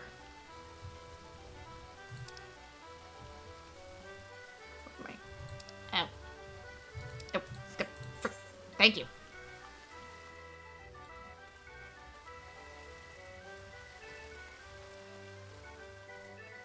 He does not sound like my type of person.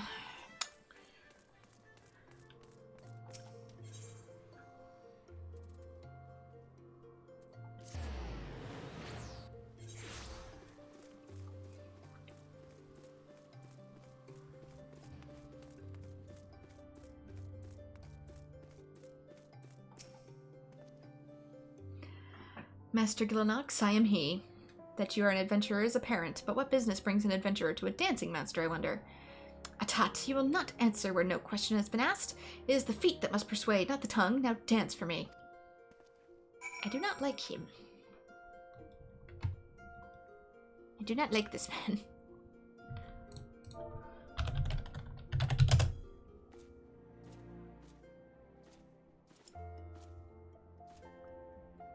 It can't show me dancing. Game? Are you okay? Thank you.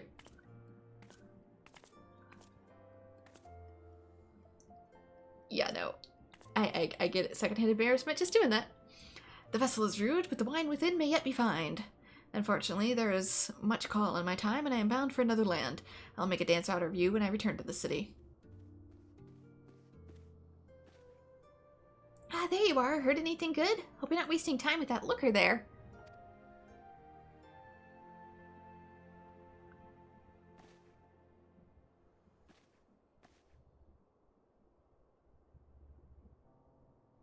You look like a vampire. Oh, Master Galinox. I'm Pomolman, the danseuse, and I would speak with you. It is my greatest desire to become a dancer dexter and perform at a grand ball. Please, my lord, won't you teach me? So, it is not the adventurer who wishes to tread the parquet, but this stammering maiden. Child, I sift people to find dancers. Do you understand? Then let us see whether you can master these steps.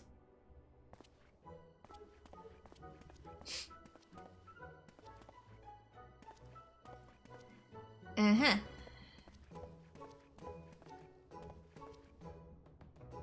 Ah, so that is how they do it in high society, huh? Honey, I don't get it either. I can be the lass with class. Just watch.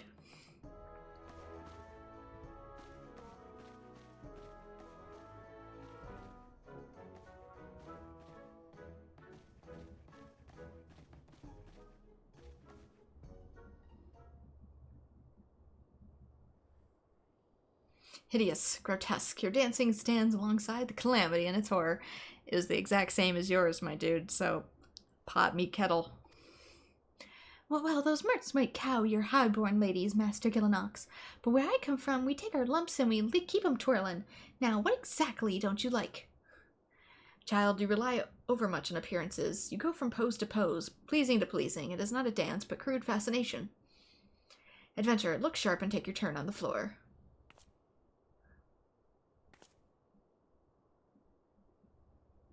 There wasn't anything I did different. No, don't do this to me again. Don't, oh god. I can't take my eyes off of you. Probably not for the reason I wish. I mean, you're not exactly good. You'd be picking rotten orange piths out of your eyebrows if you did that at the market, but that's because the dance isn't good. It's a story, isn't it? A dance is a story, and I certainly have nothing to say. Because I haven't lived, just made a living.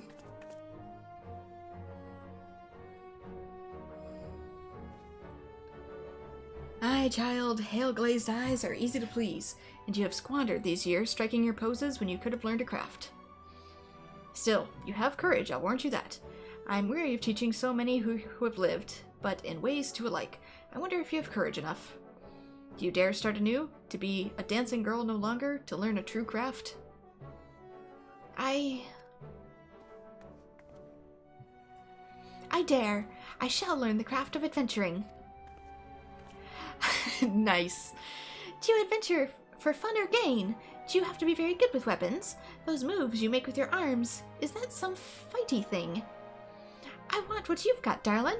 The way to the grand ball is through quests and dungeons. I'll learn the slog, I'll learn to slug, and I'll learn to dance.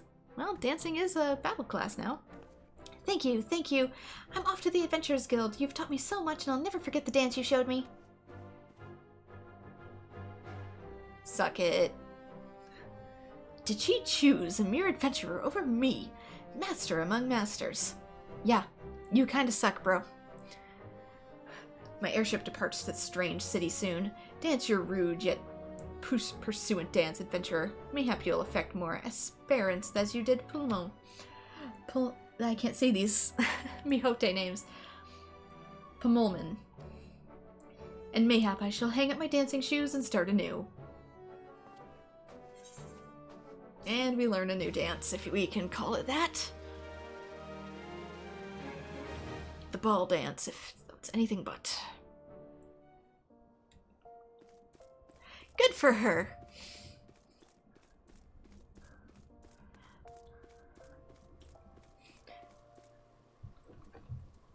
Okay, we need marmot blood. Maple syrup we'll put on hold for now. Let's go into journal for that. Sap for smiles, I believe. Yeah. Okay, golden opportunity is... Okay, that's the timed quest. I kind of wish it told you how long it was, but oh well. In the name of science... bottles of marmot blood... Slay ladybugs...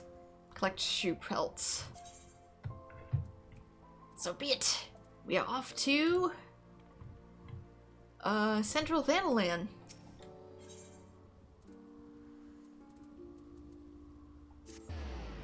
There's 2 gates out for Central Thanalan.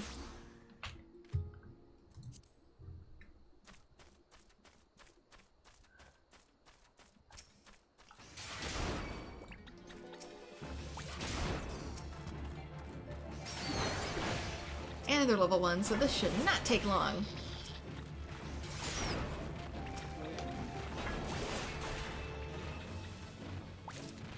Oh, that's what I heard. I'm like, what sounds like a dude's voice? Tis a turt. I've angered the big turt. Somehow.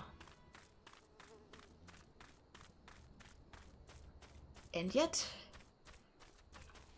my,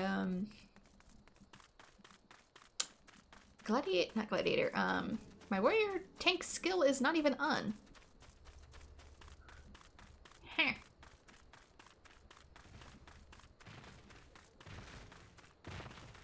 Oh, I see someone else is doing the same thing, albeit probably as level 1.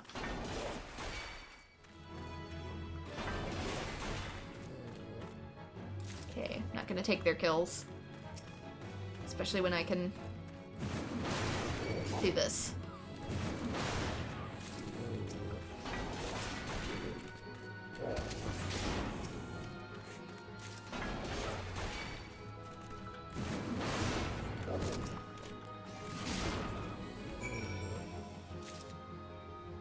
Okay, seem to be done.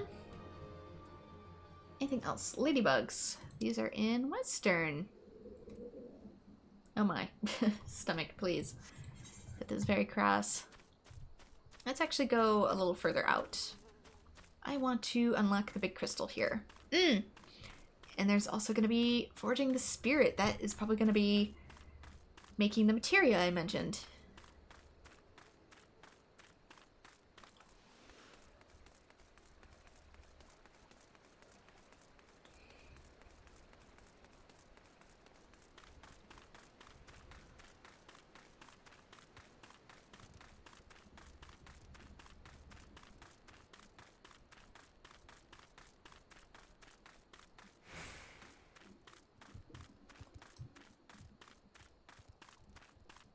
Easy enough.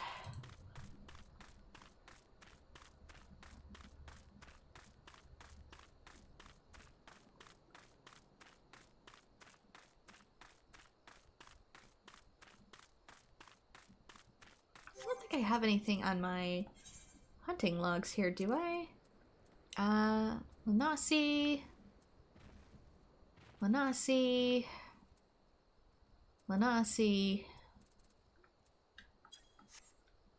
Everything's in Lanasi.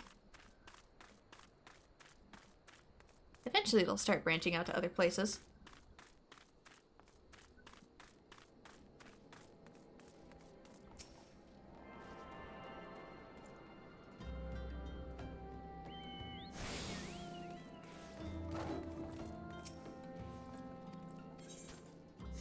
Right, I don't see any quests in this area, aside from the materia sector, though I might head out there just to get a start.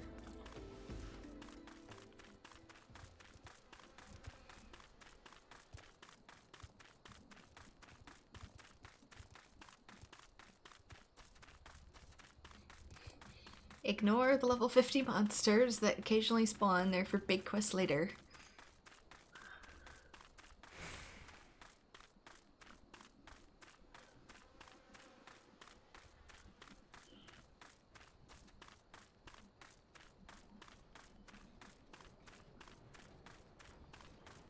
Swin Bros.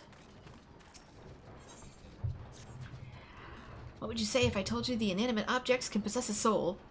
They can, believe it or not, although the soul in question is not their own, but that of the owner. Through faithful service, the arms and armor that we use to come hold our spiritual energy, thus do we spirit bond with them. The spiritual energy can be drawn out and be converted into materia, a special kind of crystal that can be attached to gear to enhance its properties.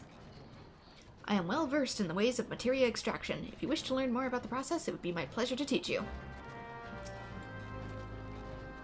You are now ready to commence your learning? Good.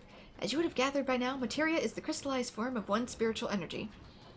As this energy is derived from an individual psyche, a volatile beast at the best of times, a degree of variance is to be expected on its production.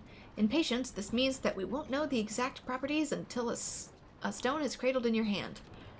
Now, materia won't grant you much of anything on its own. Its power must be tapped, see? And this is achieved by melding it to gear. Known, though, that it takes the deft hands of craftsmen to meld materia. You can always seek others to attach materia on your behalf, but if you'd sooner do it yourself, I recommend you speak to Phobos. Mending is her field of expertise. If you wish to remove materia from an item, highlight its icon and select Retrieve Materia. There is a chance that the materia will be salvaged. Wait. Oh, yeah, we get the skill Materia Extraction.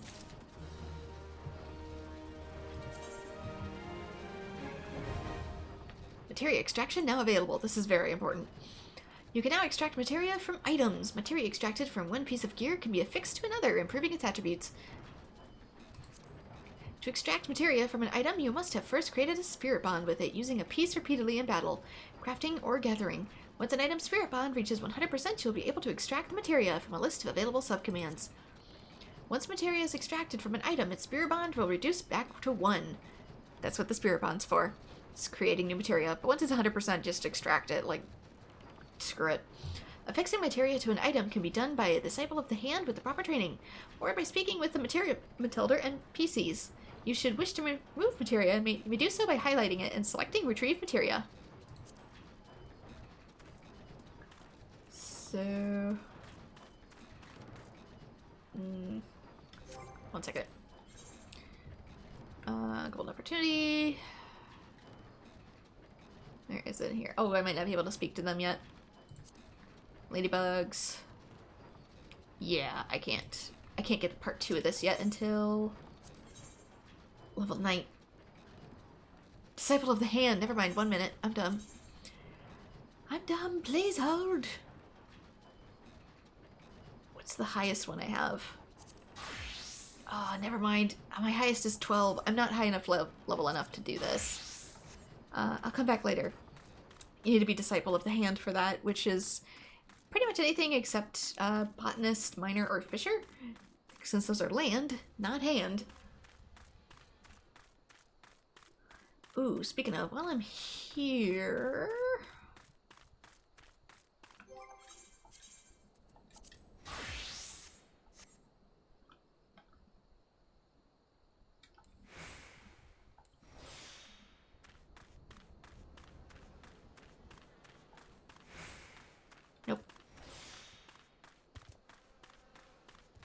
Whatever. Doesn't she need me to pick something up?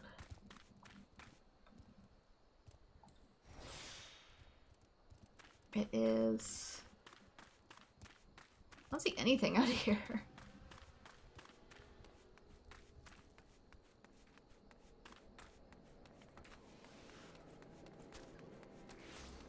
Maybe it's pointing this way, that tiny blue arrow on the map.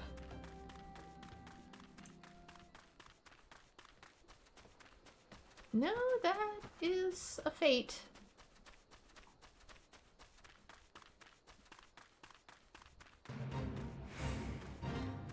One I do not think it wise to participate.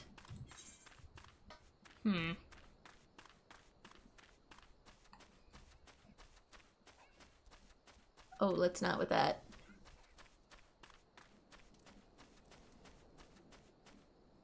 Ah, screw it. Oh! That works too.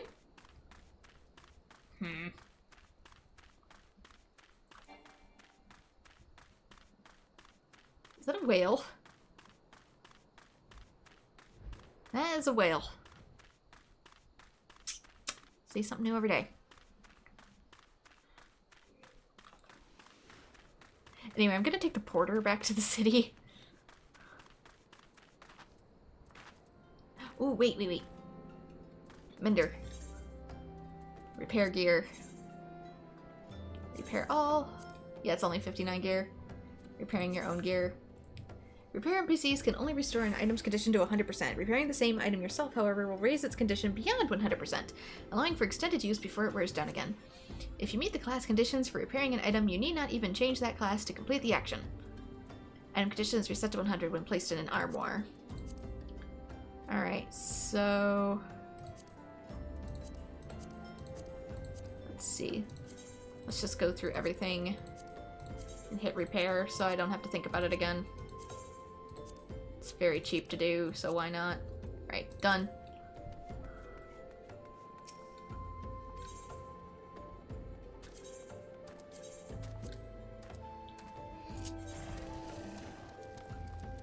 Oh, now you tell me.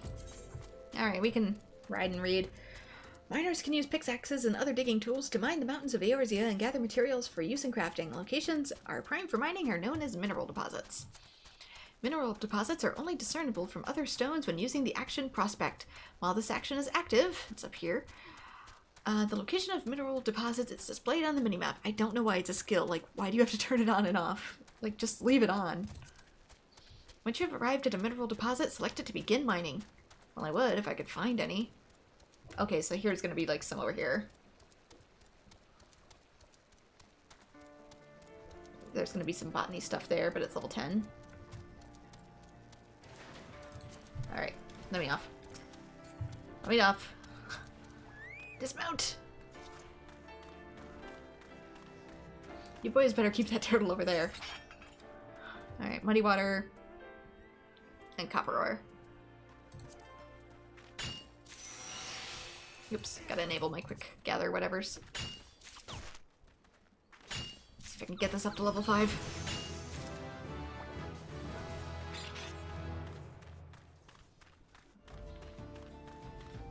People have got some really impressive looking mounts.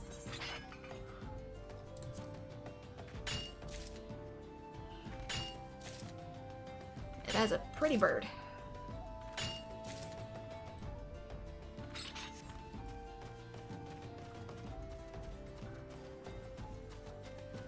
Of course, I don't want any of what they've currently got going on over there. I don't have... Eventually, Miner and Botanist get the ability to hide themselves from enemies, but I don't have access to it yet. So I gotta watch my toes.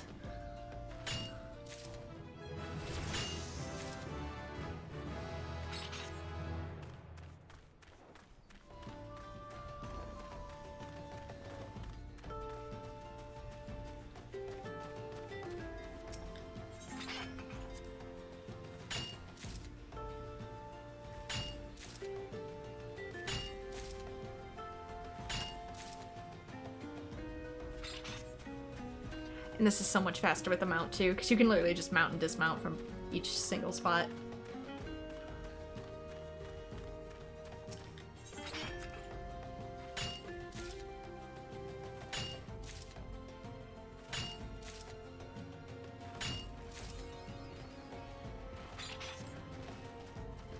Off by 1.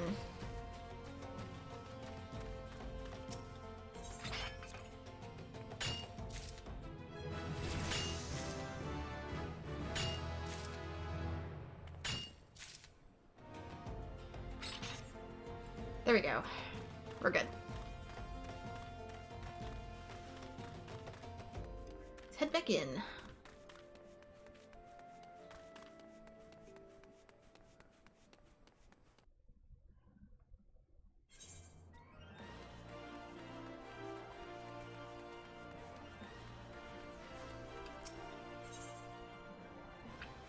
What do we got? Got stuff over here. It's got stuff everywhere. Oh my gosh.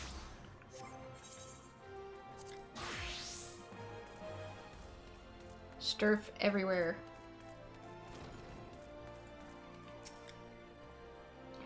The blood. Have you brought it? Here's your blood. Yes, yes, this shall serve nicely. I don't know what you went with squirrel blood, man, but by virtue of your toil, I'm one step closer to publishing the many breaths of Thanalan. Thank you. Take this as recompense. Go now, and may the traitors smile upon you. I don't know if I want to know, man.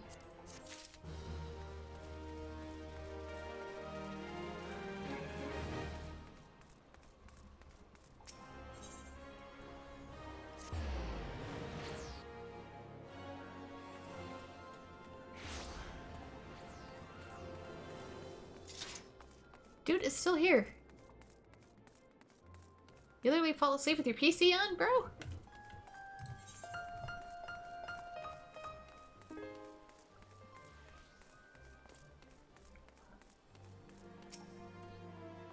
Back already, are you? Come, let us see what you've brought. Shrew pelts? Exceptional. These are fine shrew pelts indeed. Well done, my friend. The Pugilis Guild is among many of my clients. I fear what would have come to pass had the order been delayed any longer. Take this. You've more than earned it.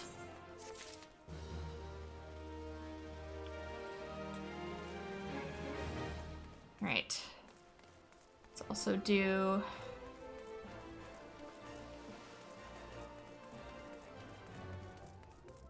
Western Thanalan. Or, you know, maybe he just has a thing for being stepped on. Who am I to...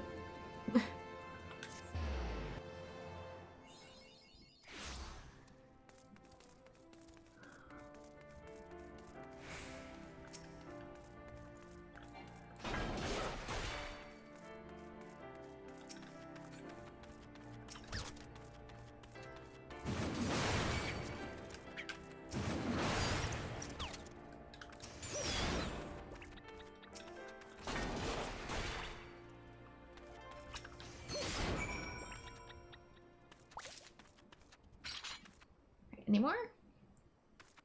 Nope. There's more stuff further out.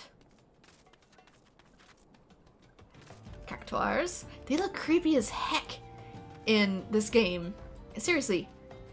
Hashtag not my cactuar. They look creepy in 11 too.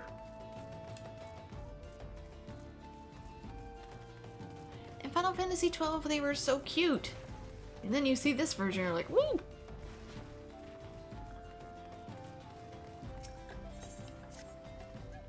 Ah, you've time to spare, do you? Make yourself useful and find my missing crates. The manifest clearly states that 3 crates bound for the East Adelnar Trading Company were included in the latest shipment of Vesper Bay, but I can't seem to find the bloody things. They ought to be around here somewhere, but I can't waste any more time looking. If you find the crates, bring them to me. Sound like a cat. No, this can't be happening. There's no time to send for more. And no, you there. Please, you must help me. Go kill as many cactuars as you must to gather 4 bottles of blood. I don't care if you have to hunt the little green bastards to extinction. Please, there's no time to explain. Just know that my life hangs in the balance. For the love of the gods, hurry!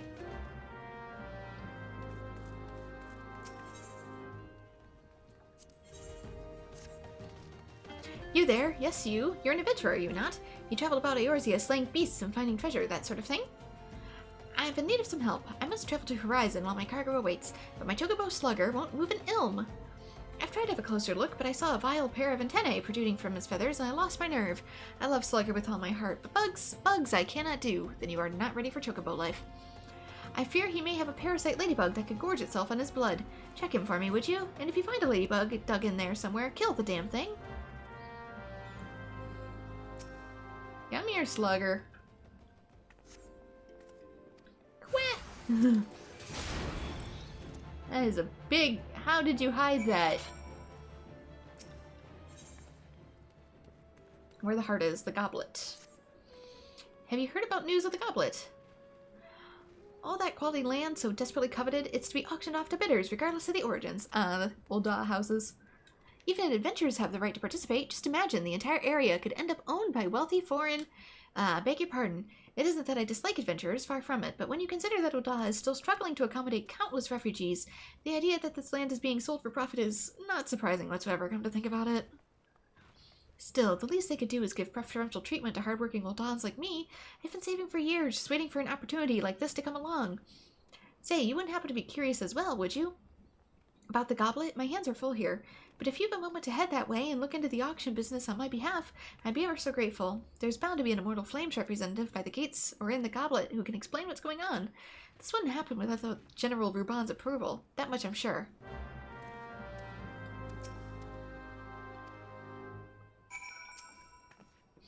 Slugger says thank you, and you my thanks as well. I'm sure the sunup, it was a parasite ladybug, must have latched itself on somewhere along the road, but how the bloody thing managed to stay concealed at that size is a complete mystery. In fact, I'm not even going to question it. I'd just like to move on and put this all behind me. If we don't keep our chocobos healthy, cargo won't be able to move over the land. We owe those birds a great debt. I wish more folks would see it. Hey, Duck Nukem. We're doing some beginning quests in Final Fantasy XIV.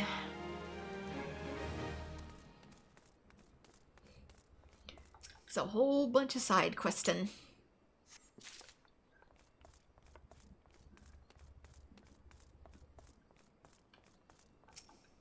Lots of deliveries, early monster slaying, that sort of thing.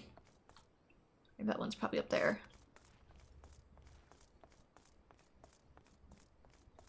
Nope, but one's certainly over there.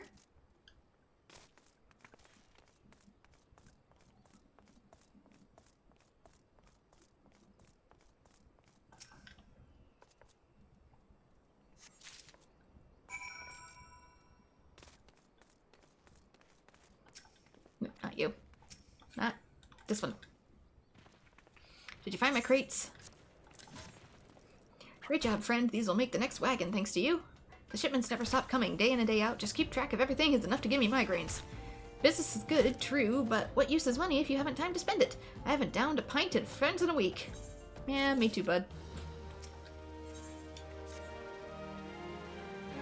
Boxes, crates, barrels, lifting, moving, stacking, there's no end to it. I'm so tired, so very tired. Say, friend, do a hard-working stranger a kindness, would you? See this letter safe to Kickapoo at the Silver Bazaar. I'd call on her myself, but I haven't the time, and I doubt these weary legs would carry me even if I did. I'd like to send her something nice along with it. Could I trouble you to scrounge up, say, 5 hammerbeak tail feathers? God knows you can find the beasts around here easy enough. Kickapoo's a dear friend. She called the Silver Bazaar home for, well, far for too long. There's been ill rumors at the place of late. Just like to make sure she's well is all.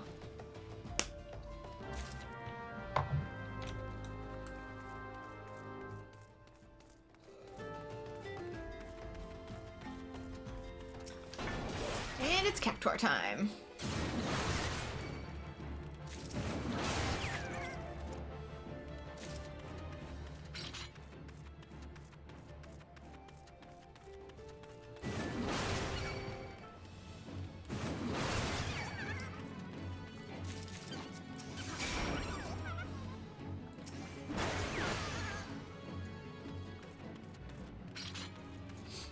Are cactuars edible? We eat other monsters, and certain cacti are edible. Prickly pears, aloe vera, dragon fruit. Yes, dragon fruit's a cactus. Have you brought the cactuar blood? All 4 bottles? Show me.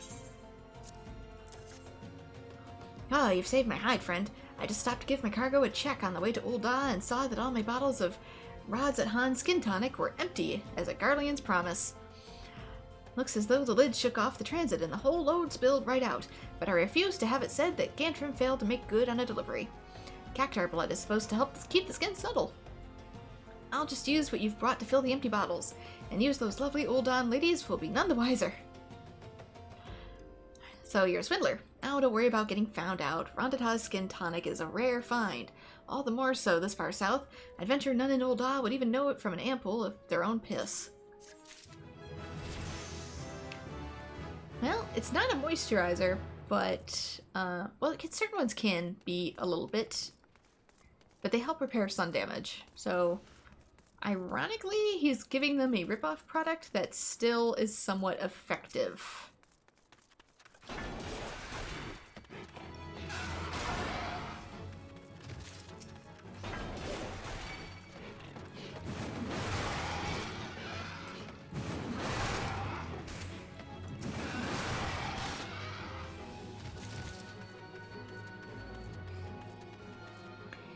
You're making a sort of cat bed house out of some cardboard boxes, but he's making it hard already to want to sit in it while I'm working it. Oh, that sounds really cute! Hope it makes the kitty happy.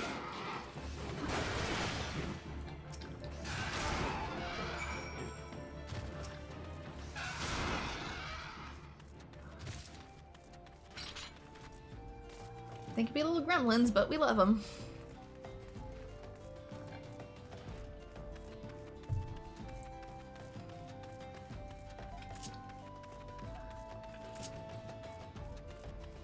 See, it says something's over here.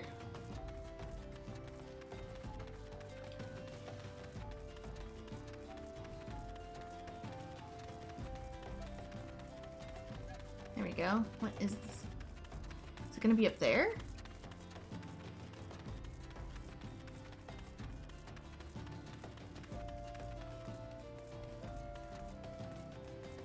Oh, it's the gates. It's the housing gates. Yeah, I'm definitely not gonna get a house in this game. I'm just gonna live in the inn. Not you. Heard about the auctions, have you? You're not the first to approach me this morn. Aye, 'tis true. In an effort to encourage immigration to our great nation, all lands within the goblet are set aside for adventurers like yourself. Tragic, some might say, that only adventurers will be permitted to settle within the wards, but such decisions were made by men wiser than I. Or just there to line their pockets. A beautiful place, the Goblet, a man-made oasis built atop a towering butte? Butte? I don't know. Booty. Built upon a booty. Ah, but why'd bother expanding when you can see it for yourself? Just head through the gates and follow the road. If you wish to know more about the Goblet, speak with the recruit stationed just at the entrance. He'll be happy to assist you. Alright, I'm just gonna pick any old ward.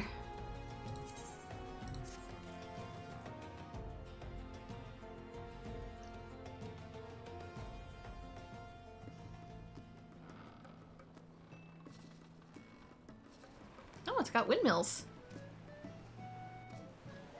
This is not what I expected it to look like in here.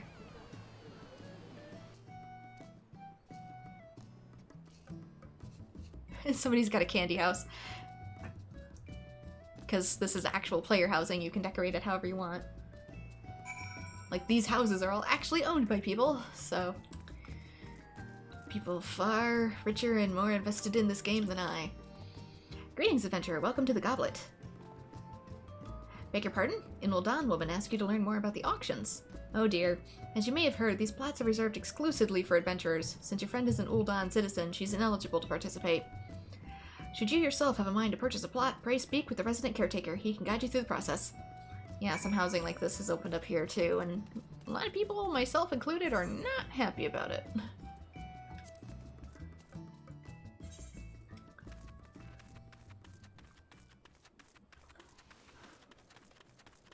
Because you cannot be a resident to own the housing. Yeah, make it make sense. It's nice housing, too. You've returned. Tell me, what have you learned of the auctions? What do you mean it's reserved exclusively for adventurers? I mean, sure, times are tough and every nation is scrambling to attract formidable fighters. What about my needs? What about my 40 acres and chocobo? Ah, it's just not fair. Same, girl. Same. It's a mood. Why do you think I live in virtual reality? Goblet's Ethernet is now available, so I can warp.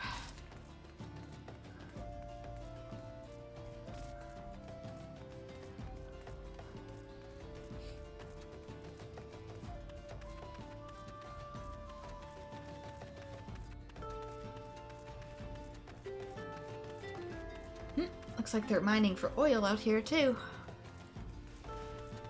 That's what these big machines are.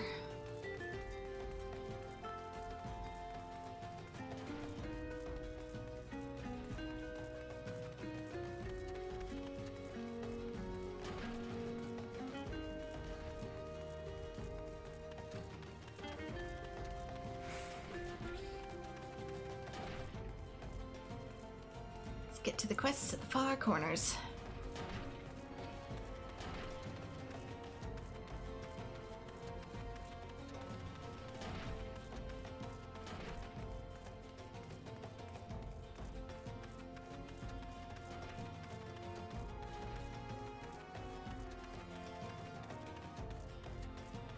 Perhaps one day I shall have a chocobo of my own as well, and it will make the trek much smoother.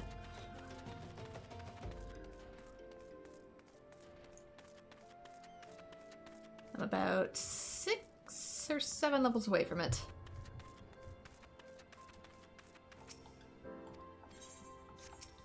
Unlock Chocobo Porter. Well, what is it then? Come to try and scare me and these poor folk off our land again. Go on, do your worst. I will not budge one step from the spot.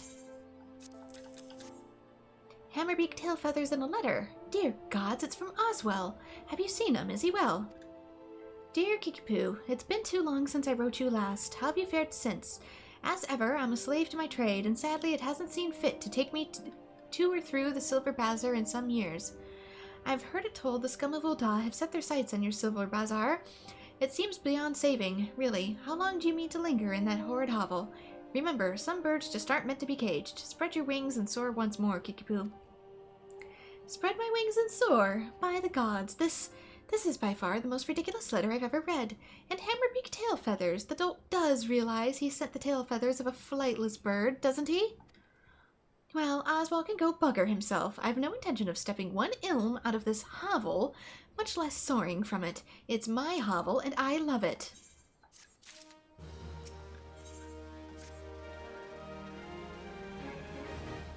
You have a warm face for an outsider, not like those other curs loitering about the bazaar. Surely you've seen the hammers to the east of here, or at the very least heard them. Well, a few of their workers have decided to drop in on us for a little rest and relaxation. But they're no workers, they're nothing but hired muscle sent to threaten the people of the bazaar and harass our shops. It's not the first time. But I dare say a formidable person such as yourself might be able to scare them off with some strangely worded doubts. What do you say? I freak them out by pointing at them. Not you. Hey there, friend. I'm sure way into some easy gill if you're interested.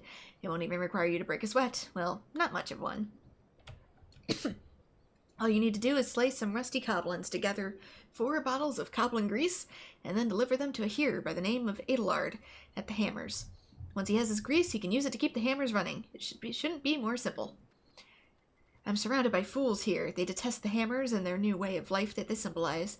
They care only for the success of the past, but it blinds them to the opportunities of the present. Change isn't coming, friend. It's already here. I call the Silver Bazaar home for now, but I've no lingering affection for the place. I go wherever there's gil to be gotten.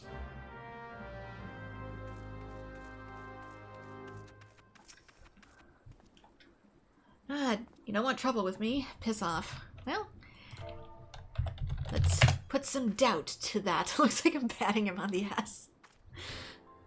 Your ear's working? I said piss off. If you take a closer look, you'd see I have horns instead of ears. Alright, I'm leaving, but tell that bloody Kikipu that this is the end of nothing, you hear? Nothing!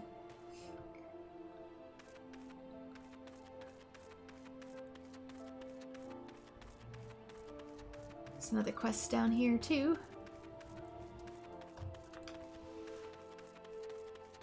Couple of them. Oh my. You can talk to me all day if you like. Short of a Guardian Legion marching through that gate, I won't be getting up anytime soon. Well, let's put some doubt on that. Instead of ears? Dang, yeah. I think they technically have ear holes, but my horns on Aura are exactly where the ears are. Do you hear by sensing the vibration of your own horns? Perchance, that'd be cool. That would be cool. I don't actually know. Aura are not going to be a race that's actually brought into the lore until at least one more expansion in. We will get to meet them slightly earlier, but their base lore isn't going to be for a while. So I've yet to learn quite a bit about the character that I'm playing as. You Silver Bazaar folk are annoying as hells, I'll give you that. Bugger this job, I'll have to find some peace and quiet. I do know they're sensitive.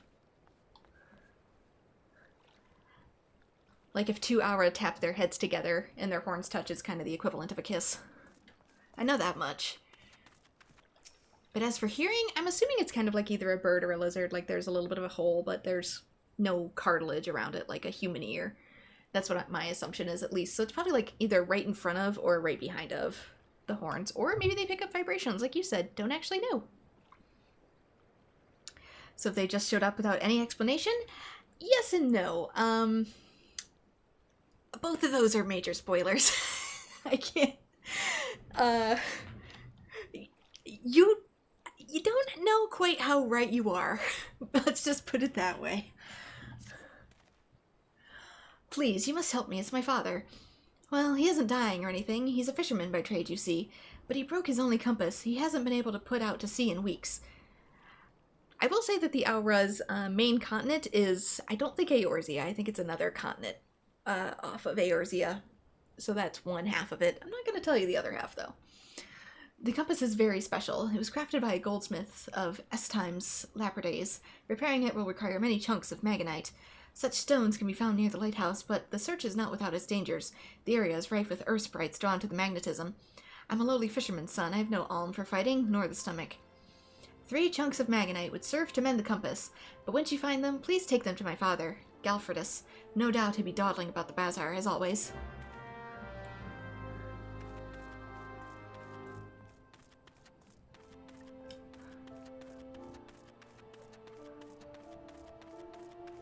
Yeah, because if you look like really close on my character, you can see it's right where the ears would be.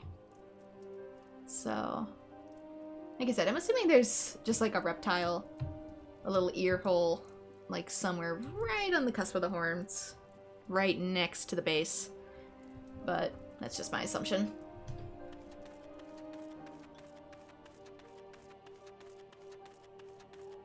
Let's see, there should be more characters hiding around here somewhere. They might be inside some of these houses as well.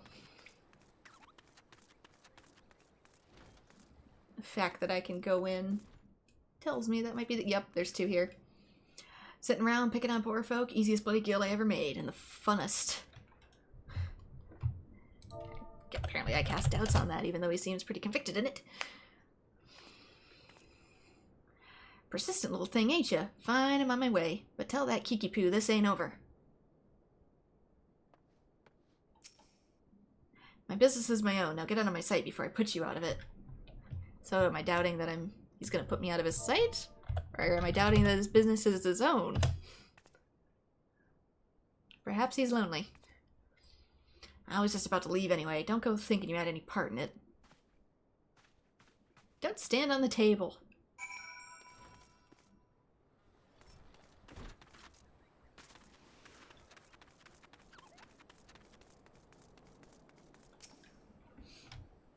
Are they gone then? All of them? Well, that's a relief.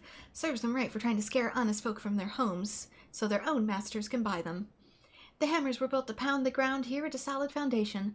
The plan is to turn the tracks into manors and manses for Thanaland's wealthy.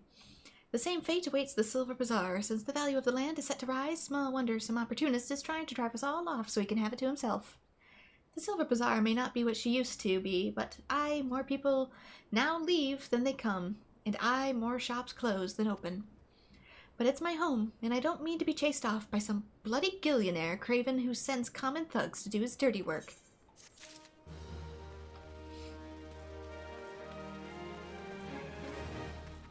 You tell it, girl. Okay, where the heck am I going now? Going a little further out. Sending me back the way I came. Ah. Right, goblins. Forgot about the goblins. He's creepy looking. I don't know how to describe this.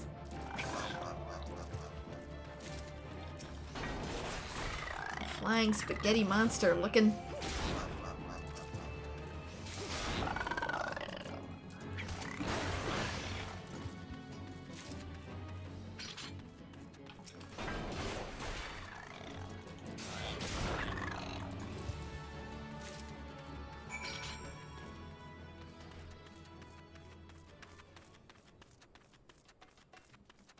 Alright, Magonite's up there. Doggone it. Wants me to jump down, don't it? Nope, I got it.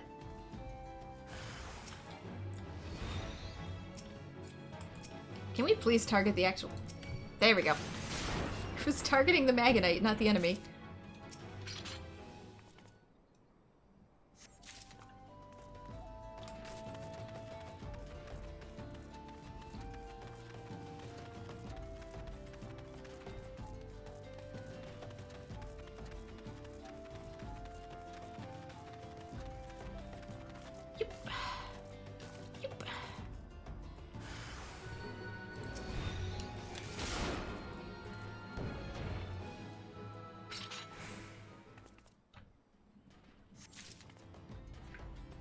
or since this is technically a beginner's area, everything's gonna die in one hit.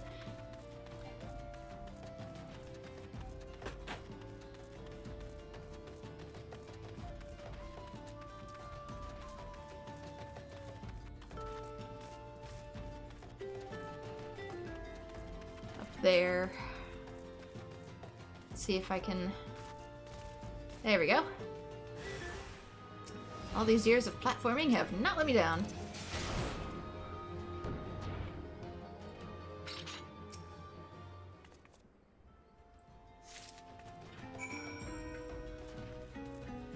And it wants me back the other way. Doggone it. I tried to minimize backtracking, but sometimes the game is just like that.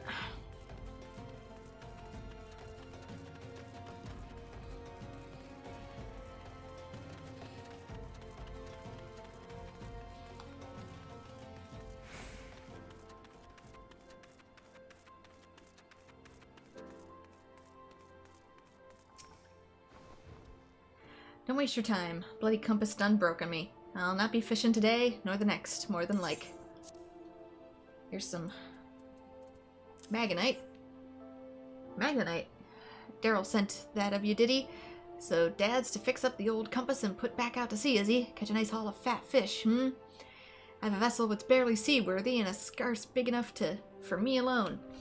I have no crew, no hands to help with the haul. All bloody day at sea, busting me arse gets me few gill at best. Gods, days ain't what they used to be. Time was, you could scarce count the ships what used to make berth here. There weren't no empty coin purse or stomach in all of the bazaar. Small ships ain't got no place at the sea anymore. Everywhere I go, I'm in the shadow or wake of some monstrous trawler or sneer. The old ways are done. We little fishermen have lost our way. I ain't no fisherman no more. Nor so much of a father, I suppose. Just a broken man with a broken compass and broken dreams.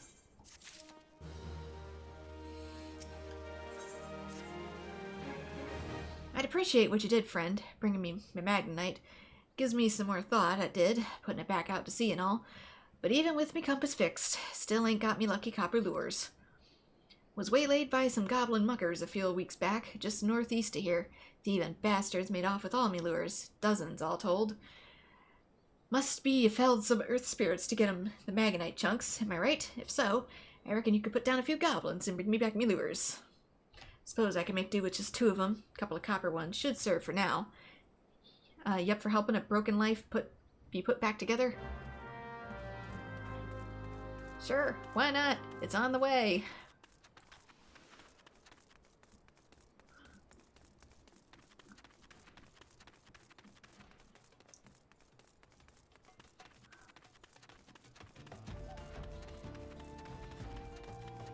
I could probably also make you some new copper lures, considering I'm now a goldsmith.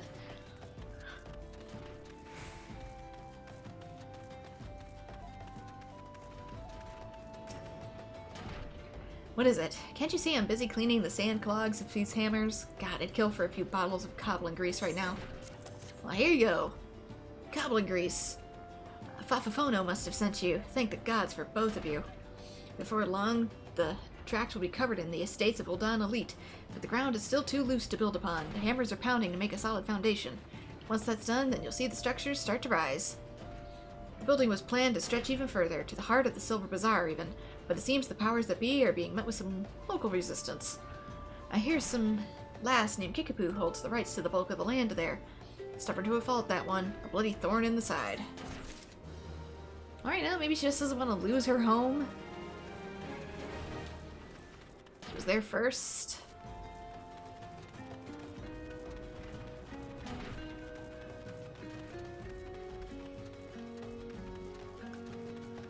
I say as I'm about to go ham on some goblins.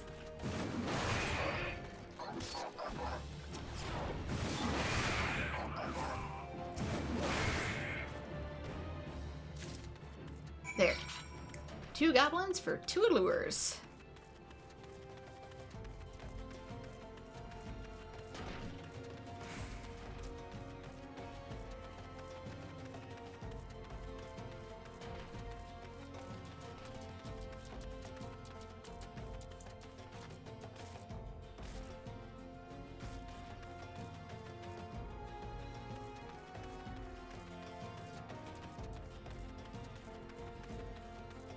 back to business, and then I should just be able to either rent a chocobo back or warp back, depending on what needs to be done. Or there's new quests. That could always happen too. It ain't easy to ask, but I'm asking all the same. 2 copper lures to get me back out to sea and put me Daniel's heart at ease. I'll be damned. Me old copper lures. Never thought I'd say the beat us again. Bloody hells, them goblets sure thought of banging them up, though. Ain't gonna be catching no fish with these. Well, that's that. Must be Nald himself telling me to give up these sea legs. Might be a new life waiting for me somewhere else. Maybe me compass will lead me to it. Born and bred here I was. Ain't never called no place else home. Times are changing though, I suppose. I could sell off me land to them bloody buzzard prospectors and see what else is out there for me. Let's just do money for now.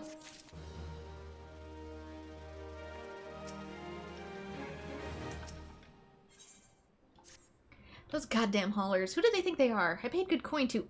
you there. You're one of the task-seeking adventurer types, are you not? Some wares I ordered from Ul'dah and merchants arrived, but those bloody worthless haulers just dropped them outside the gate and left. Ain't obliged to bring them no further, the lazy bastard said. Gate to the bazaar, still the bazaar. Order ain't said nothing about no home delivery. The gall. There's 3 pieces in all. Would you be so good to bring them to me?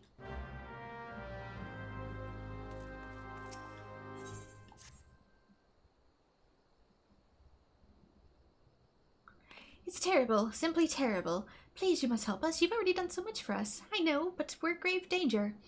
Those fiends have drawn up a fake contract of sale and are trying to use it to drive us from the bazaar.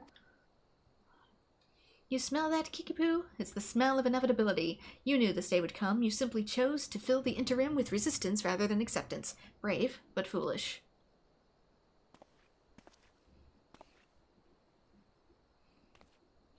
Back for more, Kenrick? How many times must I say it before it seeps into that thick skull of yours? I'll die before I see one ilm of this land fall into your hands.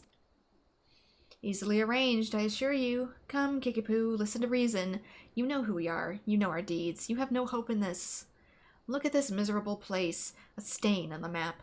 You resist now, but I swear I will lay waste to these shabby tents and broken buildings, and when I'm finished, I guarantee you will thank me for it. You stupid, foolish man. You couldn't be more wrong. We may no longer boast the visitors or gil of days past, but this is our home, to me and many more. Our memories are here, years' worth of them, decades. We sweated together when we dug this well. We laughed and drank together in every festival, and we mourned together with each life the desert took from us. That is the Silver Bazaar. That is our home. These memories are what make this place, and I swear to the 12 above, I'll feed you and whatever masters you serve your own manhood before I let you destroy it. Ah, stubborn girl, no matter. The sale is all but concluded. Look about you. Writs of seizure have already been posted.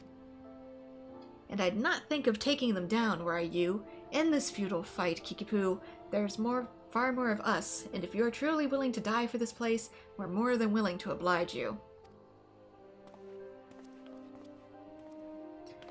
Please, those writs of seizure, you must tear them down and chase Kenrick from here once and for all.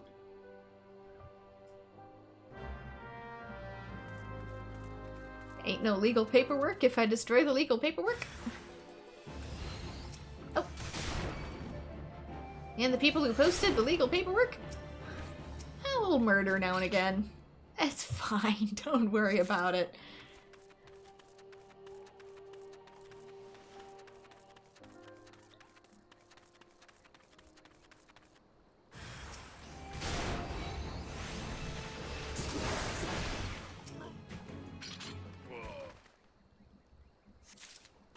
Take that.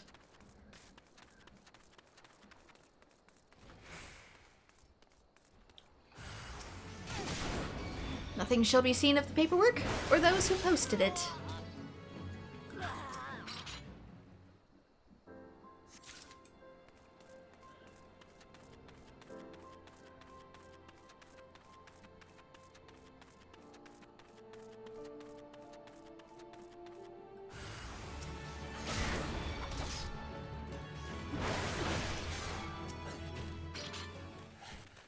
Man, that guy died so hard he had sent feathers everywhere, despite the fact that he's human.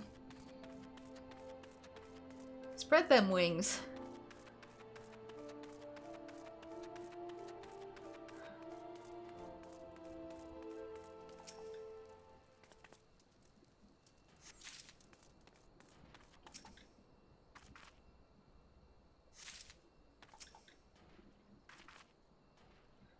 He's like actually tracks my character picking up stuff off the ground. I thought you might be along. Pity. You're too late. The demolitionists are already on their way. Every building bearing a witch of Seizure will be rubble within the hour. The Ritz, what have you done? But that means my men. No, that's impossible. The day may be yours, but I'll be back soon, and with far more fearsome company. You made an enemy for life, you fool. I won't be content simply to see the bazaar struck from the maps. No, I will not rest until its name is wiped from every history book in Eorzea. And take your ass wiping paper with you.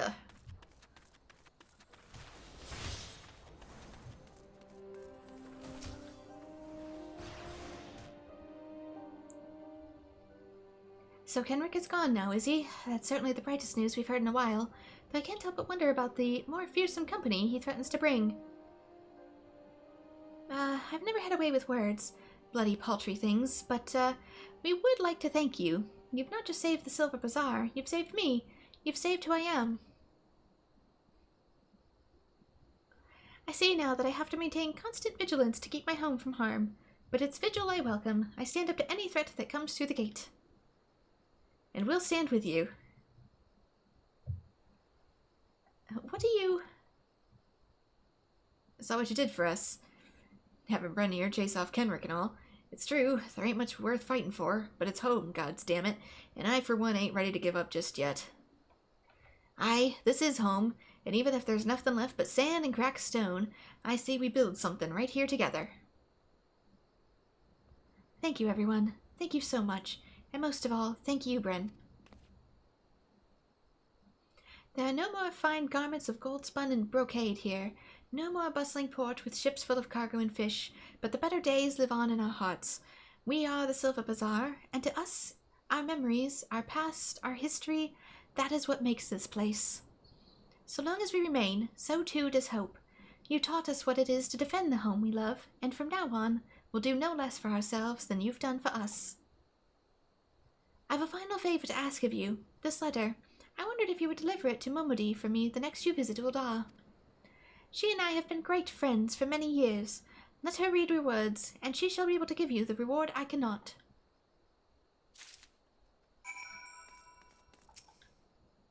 Ah, gods, those oafs better not have damaged my bags. Well, have you found them yet?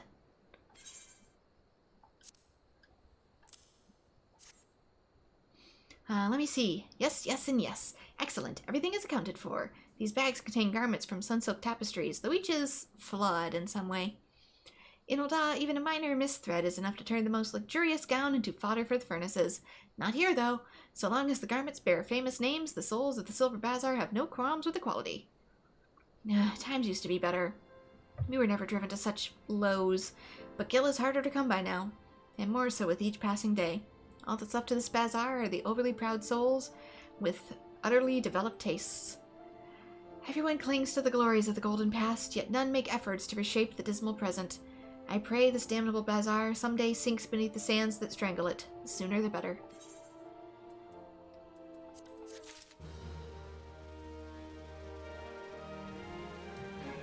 Alright, anything else out here?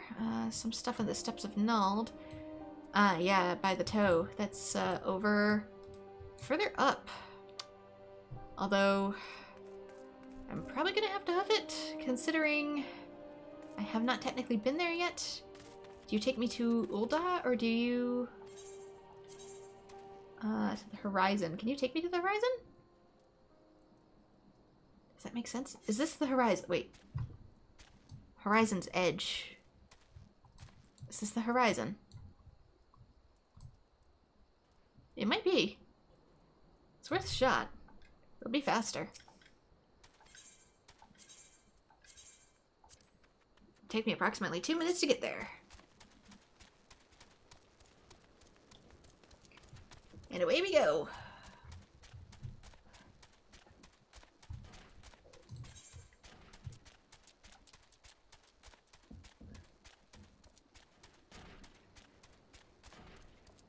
Get to see all the other players out here doing their level 1 monsters for the first time.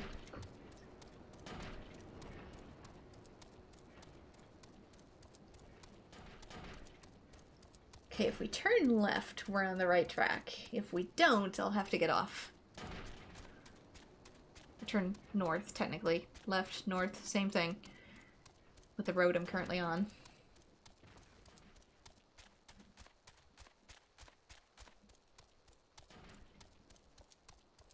Although I'm very curious why the horizon would just be automatically unlocked. Yeah, we're going the right way. Huh, alright. Don't know how, but we're going.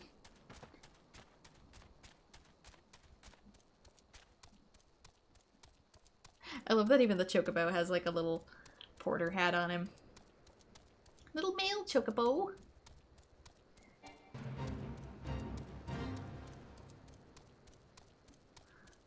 Delivery chocobo.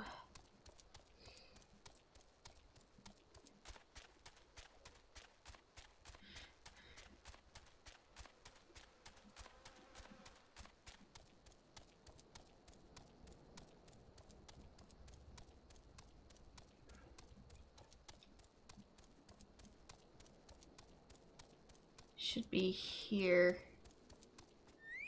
Yep. Ta-da!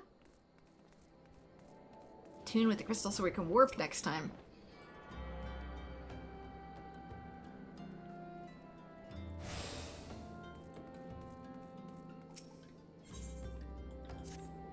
Most dire happenings are afoot. A most grave and treacherous trespass. Some unprincipled knave has been visiting surprise from the storeroom. In order to apprehend this morally challenged rapscallion, I have procured 4 iron leg traps. Yikes. To be completely honest, however, I'm not entirely certain how these things work. Would you be so kind to set them for me? Once you're done, please report to my fellow brass blade, Cheshinzan.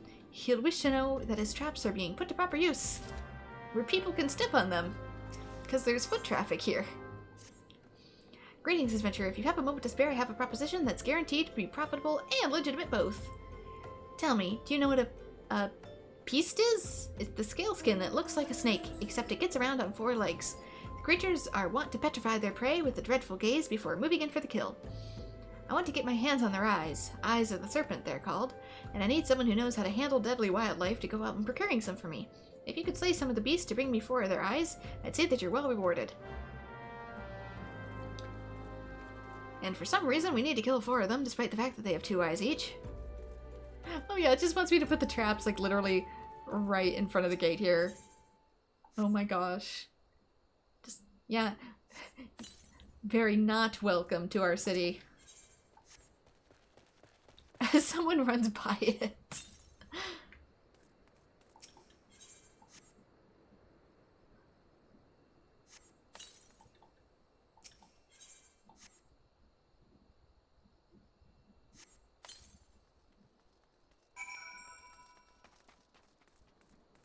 Minimally avoided.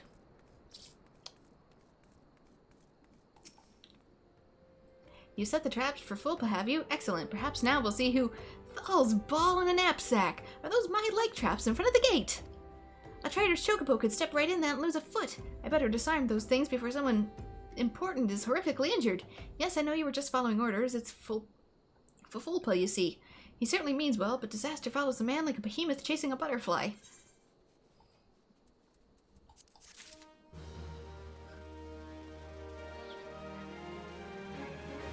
I told you it was a bad idea. Also, I kind of love that one of the slurs I keep seeing most frequently is, by the death god's balls. Like, seriously? Okay, I definitely want to get to the footfalls, because the footfalls lets me customize my outfit.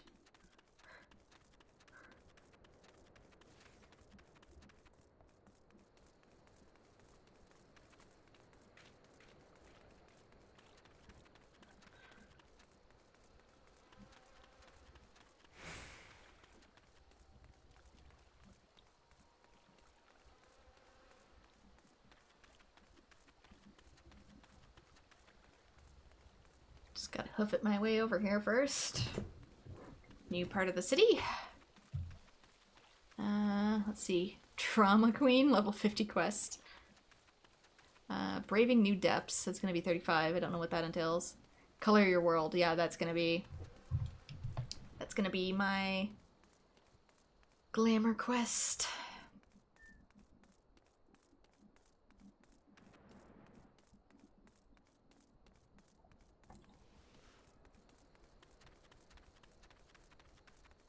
Oh, that is a fat Moogle.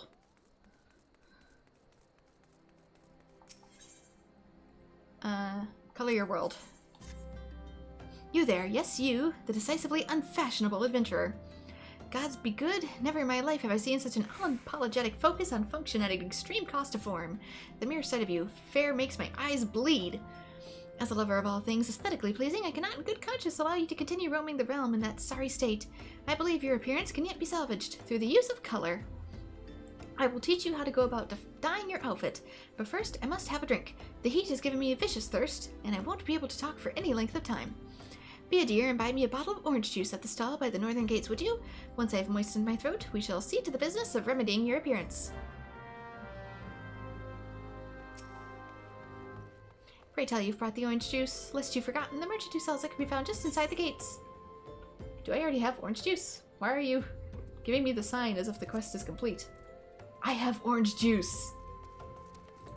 Oh my gosh, I bet I made some in the Culinarian's quest. Ah, that's a relief. Finally, I can teach you how to bring color into your life. Listen well. There's handy items called colorants, which allow folks to dye their outfits a veritable rainbow of colors. The colorants are so simple to use, adventurers have no excuse but to be fashion unconscious. Much you worry about dyeing will affect your garment's precious properties, you may rest assured it will not. The practicality your adventurers love so much will not suffer for the change in appearance. It's a change for the better. It should also gladden you to know that garments can be dyed repeatedly, so there's no fear of getting locked into one color. The garish pink that seemed like such a wonderful idea after a dozen glasses of red can be undone. And that is all you need to know about dyeing gear. Now, what are you waiting for? Get out there and bring some color into your life. And we get some dyes for free, as well as the ability to dye in our Disciples of Hand classes. And no, you don't need to be Weaver, you can be any Disciple of Hand. Gear dyeing is now available, so you can dye your gear any color you want. You now are able to dye items. To dye a piece of gear, you must first have the proper colorant. Colorants can be crafted or purchased in stores. Once you have the proper colorant, dyeing an item is as easy as selecting the dye icon from the Actions and Traits interface. There's no limit to how many times an item can be dyed. Dye is also to be removed by using an item called a terebinth. It should be noted, however, that certain items require a completion of quests before they can be dyed.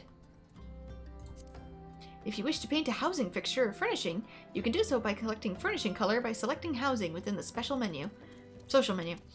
Alternatively, furnishings can also be painted with selected items in the inventory. So now we can change our outfits color. But I want these prisms. If I had glamour.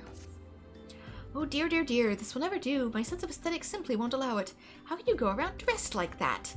My dear, if only you'd spared a thought for style and coordination. I hope your garb holds up during a scuffle, because there's little else going for it. That's it. I've made up my mind. From this day forth, I'll take it upon myself to save you from any more fashion disasters. Let me see. So much that needs to be addressed. Where even to begin? Be a dear and get me a drink. I'm feeling rather parched. This is a matter best discussed over a glass of something cold. So how is appearance gear versus stats gear handled in this game? Simply put, we're gonna get prisms in this quest specifically, and you can buy and craft more. And basically it casts a spell over the items you're currently wearing. So you can equip the best gear, but you wear a magic prism over it to change it to look like whatever you want. Even your underwear if you insist. Just go to the pissed beast and ask for Fulkind. I'll have some blood orange juice and tell her to make sure no pulp in it. Now off you go. Now that I know I don't have. So you can have the best of both worlds. Oh, Swigrim sent you, did she? That woman, I've never known anyone so lazy. Would it kill her to come and get it herself? Here you are. You shouldn't let her put you around, you know. Give her an ilm and she'll take a mom. You also had, since your armory chest is limited for how much you can carry, you do have an armor back at the inn. So if ever you wish to create outfits at the inn, you can do individual pieces of clothing, but you can also build entire sets. You can even put a set on a crystal, so you can make it appearance-wise, whatever you choose. So you can mix and match at the armor in any inn to create whatever outfit you desire.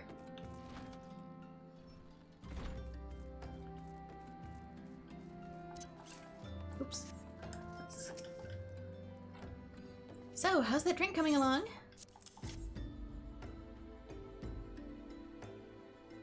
Ooh, delicious. Nothing better on a hot day. Some say I have expensive tastes, but life's too short to settle for second best. Of course, this extends to my choice of wardrobe, too. Now that I'm feeling refreshed, shall we get started? Do you know, dear, you'd look a lot less drab if you knew how to apply glamours. What's a glamour, you ask? Well, they use a glamour prism as a catalyst to project an image of one item onto another. It's just an illusion, mind, but very convincing. This means the original object stays essentially the same. It takes on a new appearance, that's all. Remember, if you fancy a change, you don't have to stick with the same glamour, just apply another one on top, or use a glamour dispeller to return the object back to normal. Why sacrifice style for such humdrum trifles as durability or protection from bodily harm? Limitless possibilities for self-expression are just a couple of glamours away. Go ahead and give it a try, and do make it quick, dear, for my sake. I'm finding your uninspired attire more and more offensive with each passing moment. And we get a bunch of them for free. Glamours are now available. Glamour dressers and inn rooms are now available. You may use the dressers to transform items into glamours and create ensembles for quick and easy use. Basically, if you want and you don't want to keep that item in your inventory anymore, you can literally stuff it into a glamour prism and it functions kind of like a dress sphere.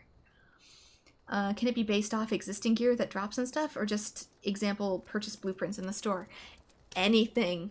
It can be stuff you buy in a store, stuff you make yourself, or stuff that you drop in dungeons. So if you find some really cool gear that drops in a dungeon and you want that to be your main, even though it's not super powerful, but it's awesome looking, you can stuff that sucker into a glamour prism and project it onto thyself. So you can have, like I said, the good stats with the good looks.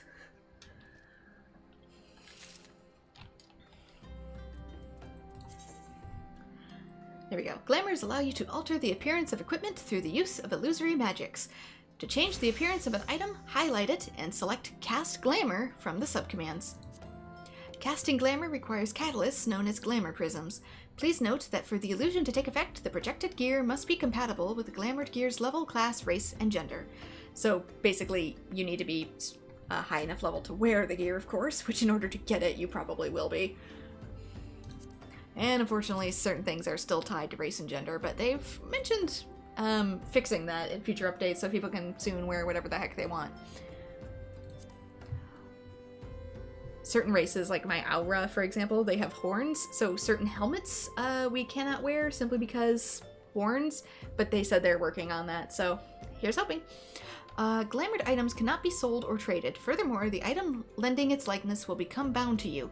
With the conditions in mind, by using glamours, you can always look and perform your best. Basically, if you turn it into a glamour, you can't sell it. That's what it means by bound. You can always stuff it in the dresser and take it off, though, at any time. Glamour dressers.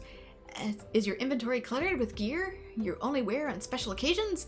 Are glamour prisms causing you headaches? Glamour dressers have been added to inn rooms across the realm to make applying and managing glamoured gear simple and more intuitive. Start by adding gear to any glamour dresser where it is instantly transformed into a glamour prism. Next, use glamour plates to create full sets of glamoured attire which can be applied to your character all at once.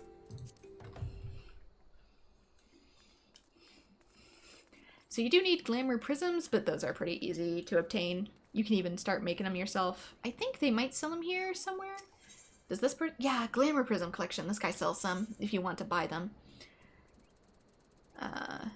There's some of these here. But I am probably just going to make my own because they get to be really easy to make later on. Let's see. If I go into... These are tribal quests. Somebody gives me the recipe for this eventually. Following a trying sea voyage, Tafu Tafu could use an adventurer, a mop, and a bath, in that order. Well, it's petty kettle of fish. You'd think Rogdalin would be too damn big to get seasick. Hey, how big you are says nothing about the Enochian tubes inside your ears. Oh, traveler, there you are. Looking for work, perchance? Name's Sadafu. I'm a merchant just back from Limsa, and I'm in a spot of trouble.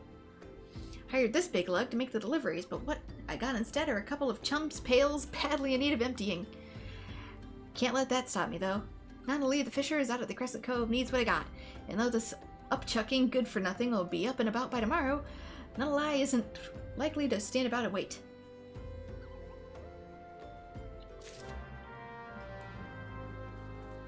Yeah, somebody eventually gives me the recipe for glamour prisms.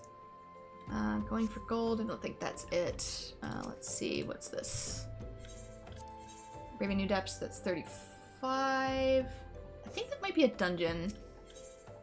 Going for gold, 47. Oh, going for gold is definitely a new dungeon. But I can't unlock those yet. If it's red, we can't do them yet. I'm just looking at them to see. Absolutely glamorous, that's probably what it is. 15. Requires Disciple of Hand to be level 15. Ah, okay, there it is. That's how I make the darn things. Is there anything that's close? Weaver was close. 12. Can I make anything with Weaver really quickly to, like, maybe get myself up to level 15? Because I would really, really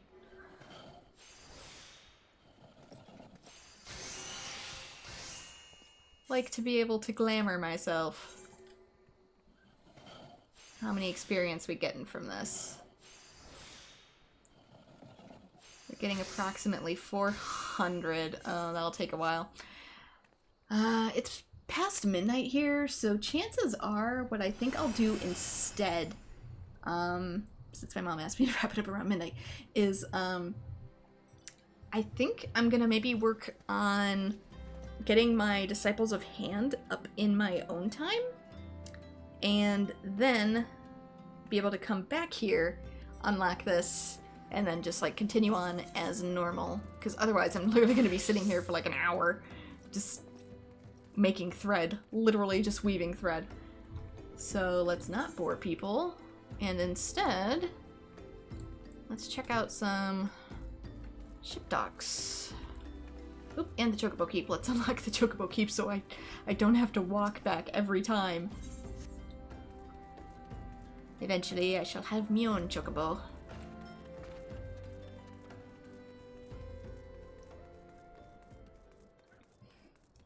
Yeah, because I know I have some outfits already in mind, based on things I've seen. I know for a fact one of the dungeons that I'm going to be running is going to have like a majority of gear for like my mages that I want to wear, because it has kind of an Egyptian look to it, and I really, really like it.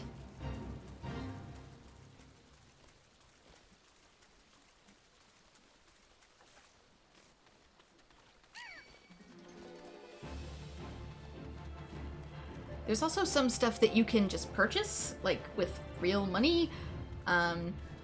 It's a one-time purchase thing, it's not a gacha. Don't worry, it's no gacha elements. There is a shop for that in this game as well. You can get certain items. Usually they're like pieces of gear from other games, so you can get like Final Fantasy XIV outfits, Final Fantasy X outfits, that sort of thing. And when you purchase it, it goes into a little glamour gem, and you can wear it that way. Those tend to also be level 1 specifically, so you can wear it at any level. Isn't here yet. Should be, but it isn't. Ah, you've got my delivery. You've got it, you've got it. The sack's got some heft to it, it sure does. It should too, being full of soil.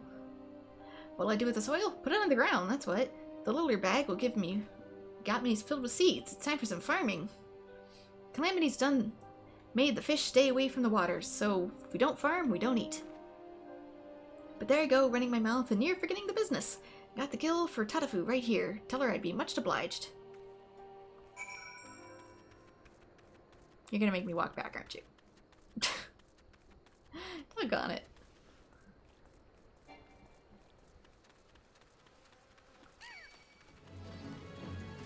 When you're too high level to participate in the fate, but the regular enemies still chase you to no avail.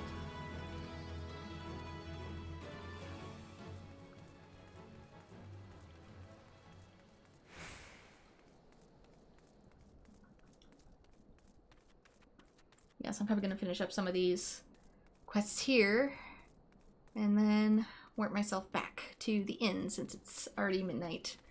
And I've been going for about 3 hours. So we've made some good progress.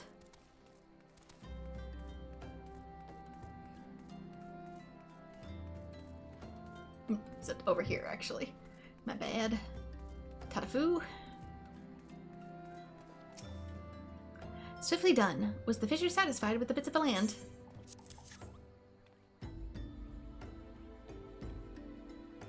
Ah, payment is it? Well, I guess he was satisfied. Thank you. Let's see here. Yan, Tan, Tether, that's everything. Can't rightfully say I feel easy in mind about this. Fishers have little enough gills without squandering it on Lanasi dirt. Though what do I know, huh? The farmer in Limpsa I got it from said it'll give the cove's thin soil the best it needs, so hey, maybe it'll at least have a fighting chance. Gotta have hope, right? Here, there's some leftover seeds for you. If you come to a bit of land in one of the adventurous districts, go and set up a vegetable patch or two. Oh, yeah, about that, way later, and I mean like way later, you will apparently get a plot of land to go all Stardew Valley on, so there's also that. I'm just gonna warp to the horizon.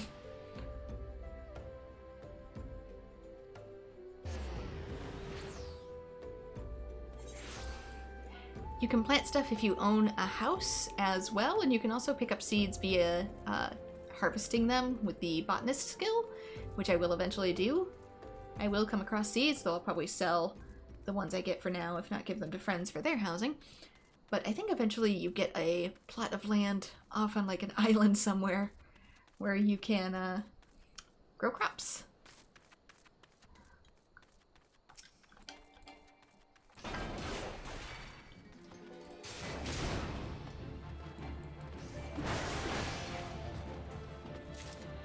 Though I myself have yet to make it that far into the game.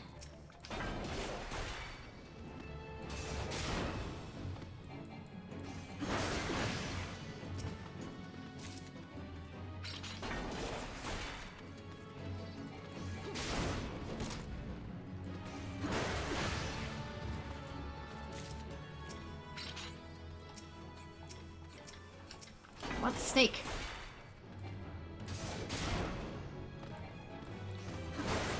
Lizard thing.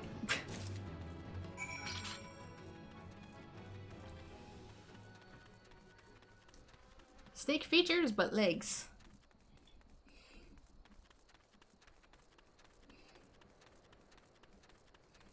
Which I know people will just say that's a lizard, but lizards have hinged jaws, so.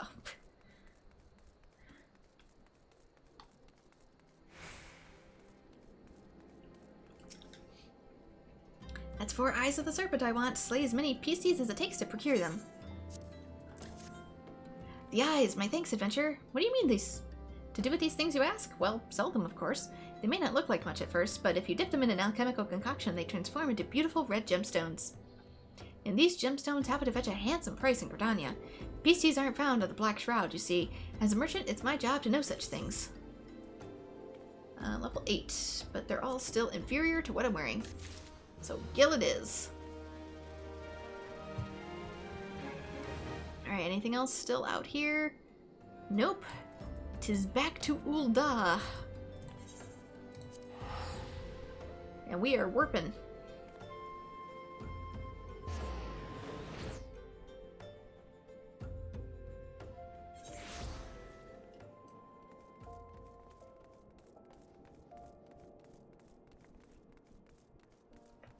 Okay, let's see. Quicksand is right over there.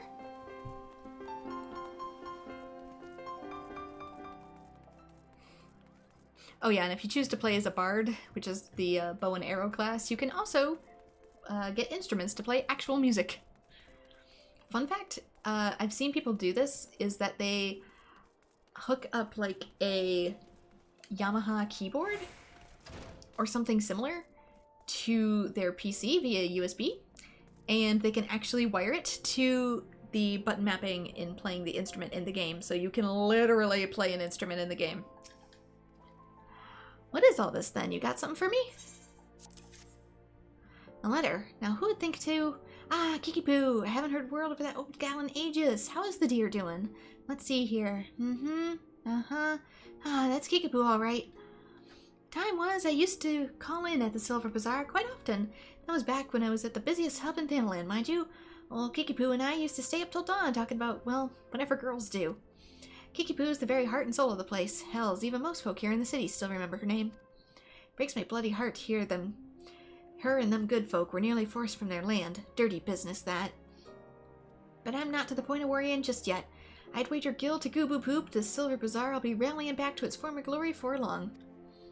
In any case, I thank the 12 you're here to help them. Here, for you, on behalf of Kiki-Poo and the Bazaar.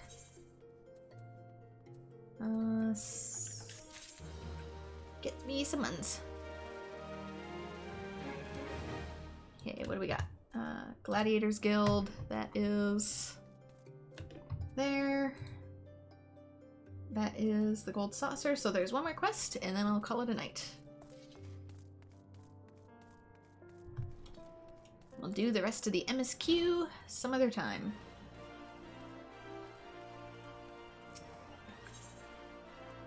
Because other people in the house need their sleep. The chances are they're probably sleeping through me doing this right now because they sleep really heavy. But I digress. Do not wish to be rude. Back in one piece, are you? It's about bloody time.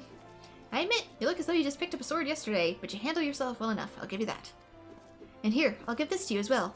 Ain't worth a night in Ul'dah's finest pillow house, but I'm sure you'll find a use for it.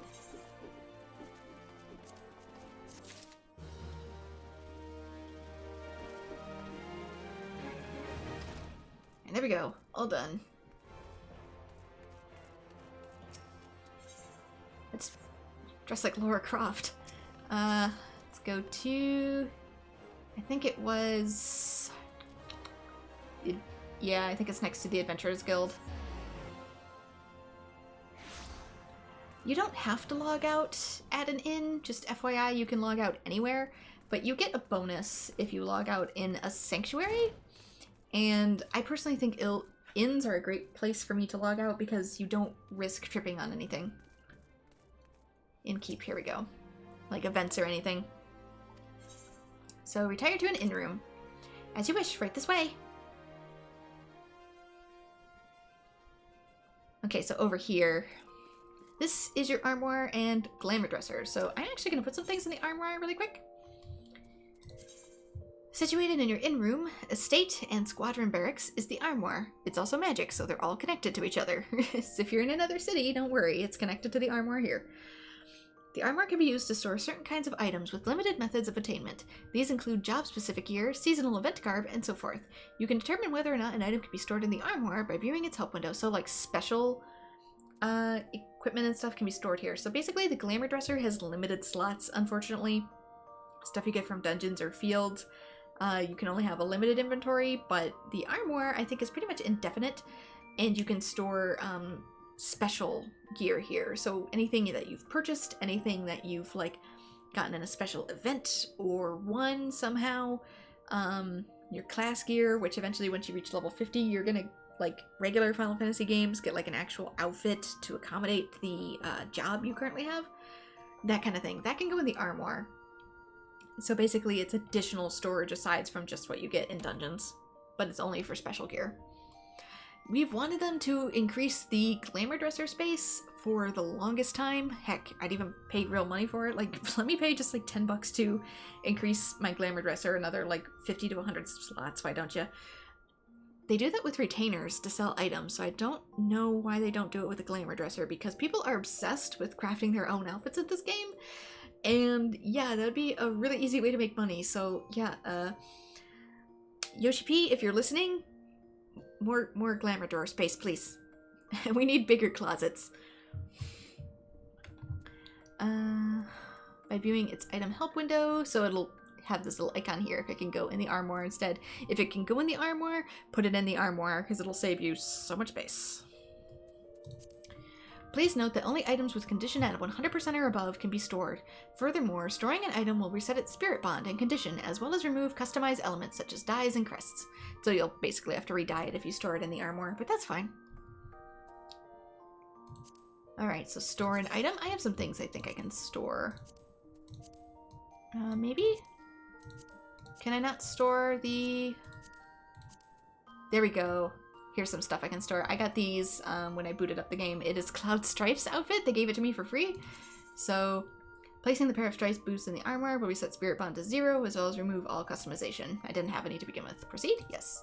Let's put these in here to clear up space in our inventory. Cloud Strife's vest. Cloud Strife's gloves. Head. I don't think I have any head. How much space do you currently have? Let me check.